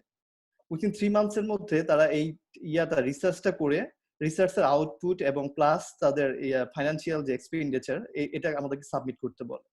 সো এই ধরনের প্রবলেম আমাদের মধ্যে আছে আর কি, আমাদের গুড়াই আমাদের এরকম প্রেসারের মধ্যেও আছে আর কি। আর আমাদের যে পেপারের ব্যাপারটা পুরোটাই হয়ে গেছে স্যার আমাদের বাংলাদেশের অ্যাসপেক্টে, যে আমরা যারা একাডেমিশিয়ান এটা অনেকটা মানে বেশিরভাগ টিচাররা বা একাডেমিশিয়ানরা এটাকে নিয়ে নিচ্ছে অনেকটা প্রমোশনের একটা ব্যাপার হিসেবে আর কি। আপনার মানে প্রেজেন্টেশনে আমি যেটা মানে করতে বলবো যে স্যার একটু যে আমরা আসলে অনেকে কিন্তু এই কোয়ালিটিও মেনটেন করতেছি না আর কি। এই প্রমোশনের জন্য আমরা যে করতে গিয়ে আমরা কোয়ালিটি মেনটেন করতেছি না। আমরা হয়তো কেউ হয়তো লো কোয়ালিটির যে গুলো আছে আর কি, জার্নাল গুলো আর কি, যেগুলোকে আমরা শর্ট জার্নাল বা প্রিডেটরি জার্নাল বলি, এখানেও কিন্তু পাবলিশ করতেছে। এবং এখানে আমাদের মানে বাংলাদেশে ওরকম প্রত্যেকটা ইনস্টিটিউটে কিন্তু ওরকম কোনো বডি নাই যে যারা এগুলোকে চেক করতেছে। এবং বেশিরভাগ রেজাল্ট গুলাই দেখা যাচ্ছে যে হয়তো টাকা দিয়ে আমরা হয়তো পাবলিশ করতেছি এবং এটা একটা যেটা নকিব স্যার বলে যে একটা সিন্ডিকেট হয়ে গেছে এবং ফাইন্যান্সিয়াল একটা ব্যাপার হয়ে গেছে। পাবলিশাররা এটা পাবলিশ করতেছে, কিন্তু রেজাল্ট কি বা এটার কতটুকু মানে অ্যাকসেপ্টেবিলিটি কি এটা হয়তো আমরা এখন পর্যন্ত জানি না। তো ফাইনালি আমার আরেকটা কোশ্চেন যে স্যার আপনি আপনার প্রেজেন্টেশনের সময় আপনি বলতেছিলেন যে আপনারও একটা প্রেশার আছে যে আপনাকে প্রতি বছর 4টা করে পিয়ার রিভিউ পেপার করতে হয় আর কি। এটাও কি মানে কতটা অথেন্টিক হইতে পারে যে একজন রিসার্চার কয়টা পেপার হইতে পারে, মানে এটা একটা বাইন্ডিংস দিয়ে দাও যে অ্যাটলিস্ট 4টা পেপার করতে হবে আর কি। জি স্যার আমি যদি All right. Dakir, thank you very much.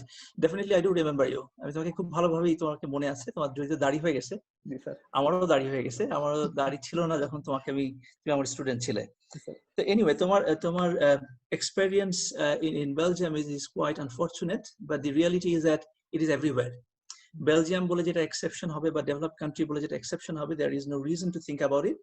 কারণ তুমি যদি দেখো খেয়াল করে থাকো যে আমি ওই ফ্রড বা suspected fraud-এর কারণে retracted paper-এর সংখ্যা, highest number of paper is coming from United States.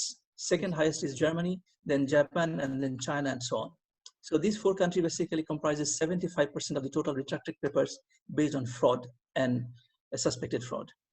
So এটা ভাবার কোনো কারণ নাই যে ওই দেশগুলো পশ্চিমা দেশ বলে বা ওই দেশে অনেক সভ্য দেশ বলে বা ফার্স্ট ওয়ার্ল্ড বলে তারা আসলে এই সব দোষ থেকে মুক্ত, সেটা ভাবার কোনো কারণ নাই। তবে which is very sad for me to think and imagine যে ওদের দেশে এখন যে কাজগুলো হচ্ছে, যে ওদের দেশে কারা ফ্রড করছে কি করছে না সেটা এভালুয়েশন করতেছে group of people, there is a body for it. If they start doing the same thing in Bangladesh, I believe Bangladesh will lead that kind of pie chart. Bangladesh or India or Pakistan or China. The reason is that I am actually editor of a journal here, and I'm receiving a lot of papers from different parts of the world every month. And if I look at the paper, if I look at the paper, I look at the data, although without understanding whether they have manipulated or not, but I can see that there is a manipulation there. And then I ask questions to the authors that how did you manage to get it at individual level? And at the end, I get the answer which is not acceptable, so I reject it. So the summary of this, the story is that তুমি যেটা experience করেছো বেলজিয়ামে, which is universal. Belgium বলে যে তুমি এটা করবে না বা এটা আশা করার, তুমি নতুন বলে বা ইয়াং বলে তুমি আশা করেছিলে, কিন্তু আসলে আশা করার তেমন কোনো কারণ নেই, বরং তুমি তোমাদের ইয়াং জেনারেশনকে ওয়ার্ন করতে পারো যে wherever you will go, you shall see the same thing. Your final question, যে আমি একটা ইউনিভার্সিটির এখানে প্রফেসর, আমাদের কেপিআই হচ্ছে 4টা Q1 পেপার পাবলিশ করা, সরি ISI পেপার বা web of science enlisted paper publish করা। How logical is this? Given my personal opinion, it is not logical at all. All right, but given the current scenario, that how the things are going everywhere, the authority, the institution have no other options. Currently, একই institution we have people, we have academicians, they are publishing 150 papers a year, and they are also professor.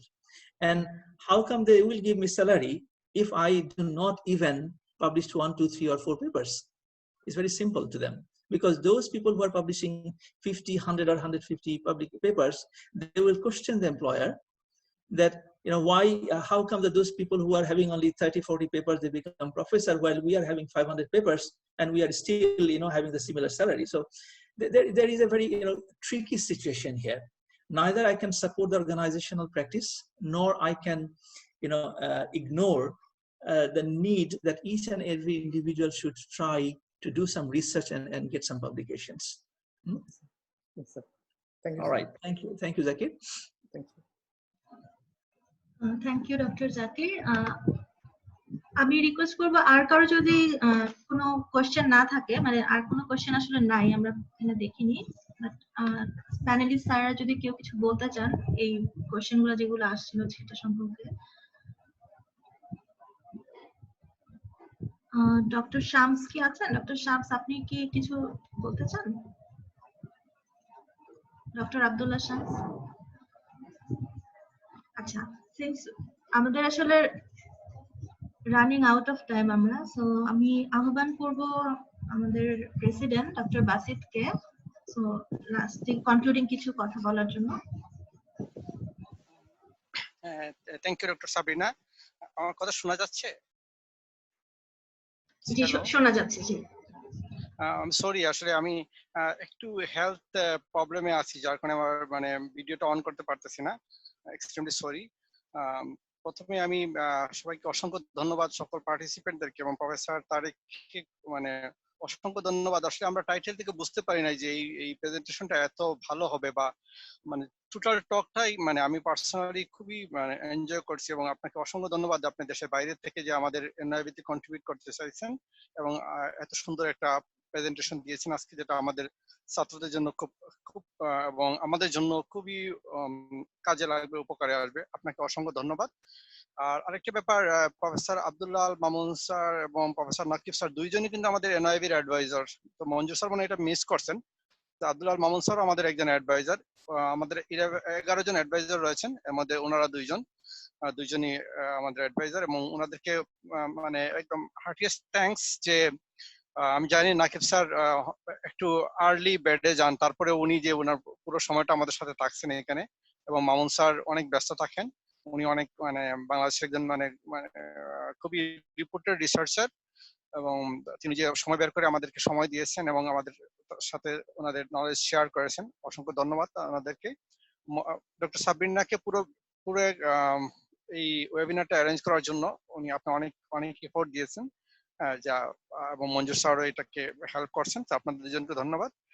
R professor তারিকের প্রেজেন্টেশনের ব্যাপারে একটু বলতে চাই যে just একটা ব্যাপারে আমার একটু মানে ইয়ে লাগছে যে প্রিন্সিপাল অথরটা মানে আরেকটু যদি আপনারা ডিফাইন করেন আর কি, এবং প্রাইমারি অথরটা আমি একটু মানে ডাউট আর কি, যে প্রাইমারি অথর বলতে অনেক সময় মানে যাদের ফার্স্ট অথর হয়, আসলে আমি দেখি যে আমার স্টুডেন্ট যে ফার্স্ট অথর থাকে সে আসলে অনেক অনেক কিছু করে, এবং পুরো ড্রাফট করা থেকে শুরু করে অ্যানালাইসিস করা থেকে শুরু করে ফিগার গুলো ডেটা গুলো প্রসেস করা থেকে শুরু করে, যে ফার্স্ট অথর যে সে আসলে তার কন্ট্রিবিউশন অনেক হাই থাকে, অনেক অনেক ভালো কন্ট্রিবিউশন তার থাকে। সো এটাতে অন্য কোনো নাম যে এই তার কন্ট্রিবিউশনের সিগনিফিকেন্স দিয়ে অন্য কোনো নাম প্রাইমারি অথর মানে কোনো কারণে এটা একটু লেস এমফাসাইজ হয়ে যায় কিনা, জাস্ট এটা একটু খেয়াল করার জন্য আর কি আপনাদের। হ্যাঁ, ফিউচার আপনি যেমন অনেক কাজ করতেছেন, জাস্ট এটা আমার একটা আর কি মানে ইয়ে দিয়ে রাখলাম আর কি, যে আমি এখানে একটু ইয়ে মনে করি যে প্রাইমারি অথর এটা একটু লাইট হয়ে যায় কিনা মানে অ্যাজ পার কন্ট্রিবিউশন। আর একটা ব্যাপার আমি সবসময় বলতে চাই যে আপনাদেরকে বলবো যে ফ্যাসিলিটিস, ফান্ড বা পজিশন এগুলোর উপরে বেস করে যেন কখনো কেউ অথরশিপে আসতে না পারে। আমার নিজের একটা ছোট ল্যাবরেটরি আছে, আমাদের ছোট ল্যাবরেটরি অনেক যন্ত্রপাতি আছে, প্রচুর স্টুডেন্ট বাংলাদেশের কাজ করে, বাট কখনোই মানে কোনো স্টুডেন্ট আমার ল্যাবের ইকুইপমেন্ট ইউজ করছে বা স্পেস ইউজ করছে এই জন্য আমার নাম অথরে দেওয়া, আমি এটা কখনোই সাপোর্ট করি না। আমরা যেগুলো আইডিয়া নিজেরা ক্রিয়েট করি, যেসব আইডিয়া থেকে আমরা নিজেরা কাজ করি, ওইগুলো দিয়ে আমরা পেপার পাবলিশ করি।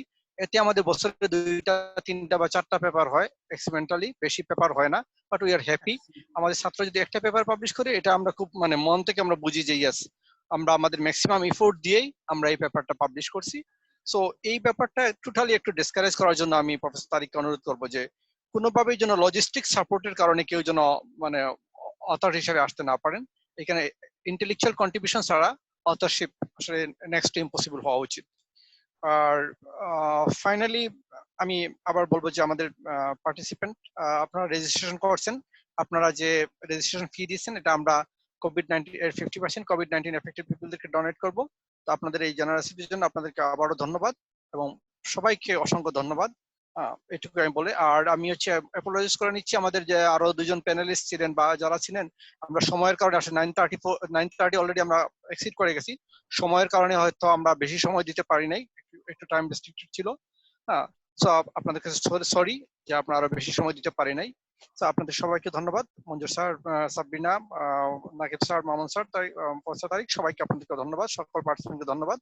এবং ভবিষ্যতে আমাদের যেগুলো মানে ইভেন্ট থাকবে আপনারা পার্টিসিপেট করবেন, আপনারা আমাদেরকে সাপোর্ট দিবেন, এইটুকু বলে আমি শেষ করছি। Thank you very much and good night. Doctor Sabrina. So thank you doctor Basit. আজকে আর কিছু বলার নেই, আমাদের অনেক রাত হয়ে গেছে, কারণ ওদের স্পিকার অ্যাকচুয়ালি মালয়েশিয়াতে আছে, ওখানে অনেক রাত, অনেক জাপান থেকে অনেকে জয়েন করেছে। তো আজকের মতো সবাইকে খোদাহাফেজ, সবাই ভালো থাকবেন। আমি একটা একটু ইন্টারফেয়ার করতে পারি? জি স্যার, হ্যাঁ মঞ্জুর স্যার বলেন। Sorry, thank you for the floor. Basically I was also a panelist. আমার ব্যক্তিগতভাবে কিছু বলার অন দ্য টপিক সুযোগ তেমন হয় নাই, কিন্তু ওভারঅল কথাবার্তায় চমৎকারভাবে ফুটে উঠেছে। ডক্টর তারিক কিন্তু বেশ কিছু রেকমেন্ডেশন দিয়ে গেলেন আমাদের ইয়াং রিসার্চারদের জন্য, এটা আমাদের মনে হয় একটু খেয়াল করাটা দরকার। যেমন আমরা যেন আমাদের যে স্পেলিং, যে নাম আমরা ব্যবহার করব, সেই নাম ব্যবহারে যেন আমরা শুরু থেকেই কনসিস্টেন্ট থাকি। হ্যাঁ, এবং এখানে আরো একটা গুরুত্বপূর্ণ, আমাদের যে ইমেল অ্যাড্রেস ব্যবহার করছি সেই ইমেল অ্যাড্রেসও যেন কেউ ইয়াহু মানে একই সঙ্গে আমি ইয়াহু করছি বা জিমেল করছি, কিন্তু আমি যখন পাবলিকেশনে যাব তখন যেন সেই ইমেল অ্যাড্রেসের ব্যাপারেও যেন আমার থাকে, ইন্টিগ্রিটি থাকে। এতে করে একজন পার্সনকে আইডেন্টিফাই এবং তার পার্সনের কেরিয়ার বিল্ড আপ করার জন্য যে সমস্ত এভেলেবল ইন্টারনেট এগুলো আছে, ম্যাট্রিক্স গুলো আছে বা সাইট গুলো আছে, স্কোপাসের কথা বলা হয়েছে, অর্কিড সহ অন্যান্য, তাহলে সেখানে একটা profile with course of time develop হতে থাকবে, এটা গুরুত্বপূর্ণ। ডক্টর তারিক ঠিক এই মুহূর্তে আমি দেখতে পাচ্ছি চ্যাট বক্সে একটা লিঙ্ক শেয়ার করেছেন। এই লিঙ্কটি খুব সম্ভবত উনি ওনার আলোচনায় উনি বলেছেন, যেখানে অথরদের ক্যাটাগরাইজেশন নিয়ে যে প্রচলিত বিষয়গুলো বা কিরকম ওয়েটেজ দেওয়া দরকার, এই ব্যাপারে সেই লিঙ্কে উনি হয়তো একটা শেয়ার করেছেন, যেটা আমাদের যারা এখানে পার্টিসিপেন্ট আছি তারা দয়া করে বিষয়টিকে একটু করবেন। আসলে এই যে টপিকটা নিয়ে আজকে কথা হলো, এটা খুব বেশি শোনা যায় না এবং খুব বেশি প্র্যাকটিসও হয় না। আমরা এটা যত বেশি প্র্যাকটিস করব, আমরা এটা যত বেশি বেশি বলবো, আমরা এটাকে যত বেশি উচ্চারণ করব, তত আমার মনে হয় একদিন এই কালচারটা বাংলাদেশে ডেভেলপ করবে। আসলে এই কালচারটি বা এই বিষয়টি যে একটি গুরুত্বপূর্ণ বিষয়, এটি আমাদের অনেকের অজ্ঞাত। ডক্টর তারিকের কতগুলো স্লাইডে সেটা বেরিয়ে এসছে যে এটা যে একটা কনসিডারিং ফ্যাক্টর, এই বিষয়টি সম্পর্কে আমাদের অনেকের নলেজ নাই। অথরদের পজিশন কি হবে, কন্ট্রিবিউশন স্কেলটা কিরকম হবে, তাদের কন্ট্রিবিউটরি রোলটা যে এখানে হতে পারে।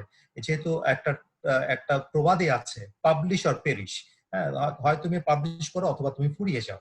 তো এই চাপটা তো আমাদের ভিতরে আছেই।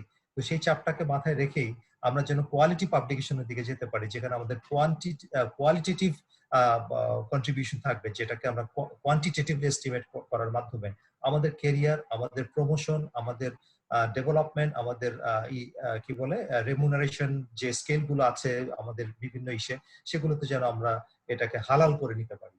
এটা অত্যন্ত গুরুত্বপূর্ণ। আমি অনেক সময় নিয়ে নিলাম।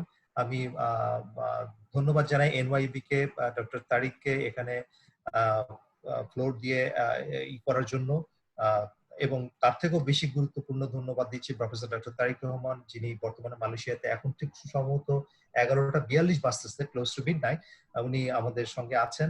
আমরা মনে করি তার সমর্থন in course of time, in the days to come আমরা পাবো, এবং আমরা আরো বড় পরিসরে যদি সম্ভব হয় তখন আমরা আবার এই আইডিয়া এক্সচেঞ্জ করব। এই কোভিড এর এই সময় আমরা এটা আয়োজন করতে পারলাম এরকম ঘরে বসে রাত 10টা-11টার সময়। এটা হয়তো বা এই জুমের মাধ্যমে করা স্কোপ আছে বলে এটা সম্ভব হয়েছে। তো সেই জন্য একেও জুম ইসিকে আমাদের ধন্যবাদ জানাচ্ছি। তো সবকিছু মিলিয়ে আমার বক্তব্য শেষ করছি। Over to Sabrina Ilias. Thank you very much for all. Professor Tariq যদি এক মিনিট যদি লাস্ট কিছু বলেন, সাবরিনা, প্রফেসর তারিক যদি লাস্ট কিছু বলেন আর কি, ওনার ডক্টর তারিক আপনি যদি কিছু বলেন। Thank you very much. I think it's too late. Number one is, of course, Manjur was highlighting that I shared one link with you. So there will be a questionnaire there. If you can, আপনারা যদি এটা পারেন, একটু kindly যদি এই কোশ্চেনটা feel up করেন, it will help us.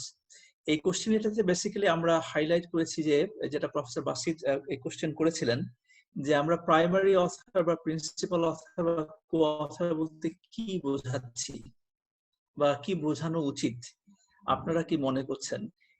এই দুটো অপিনিয়নই এখানে দেওয়া সম্ভব। সুতরাং if you go to that link এবং আপনারা যদি এই গুগল ফর্মটা ফিল আপ করেন, it will help us in two ways. Number one, যে আপনারা আপনাদের অপিনিয়নগুলো জানাতে পারলেন, এবং আমরা এগুলো কম্পাইল করে আমরা যে পেপারটা তৈরি করছি এখন সেটা হয়তো সাবমিট করতে পারবো আর কি। এটাই। Thank you very much for NYAB to is that you have invited me and you have allowed me to share my views. Some of them are very personal views, but I'm glad that many of you like it. I'm truly glad about it, and I'm truly glad that you are all serious and enthusiastic and sincere about it, that one day inshallah this will come in the right practice for all of us as a scientific author. Thank you very much for all of you. All right. Thank you doctor Tariq. আমি একটা জিনিস খেয়াল করলাম যে corresponding author টার্মটা আসলে বেশি use হয় নাই। এনিওয়ে, সো সবাইকে খুব অসংখ্য ধন্যবাদ। ডক্টর মঞ্জুরকে স্পেশালি বিশেষ করে ধন্যবাদ, কারণ স্যার চেয়ারম্যান ছিলেন পুরা ইয়ার টাইমটায়। সেজন্য উনি যে প্যানেলিস্ট, এটা আমরা ওনাকে বলে আর কি পরে বলতে হয়েছে। এনিওয়ে, তাহলে সবাইকে অনেক ধন্যবাদ। আজকের মতো খোদা হাফেজ। আল্লাহ হাফেজ।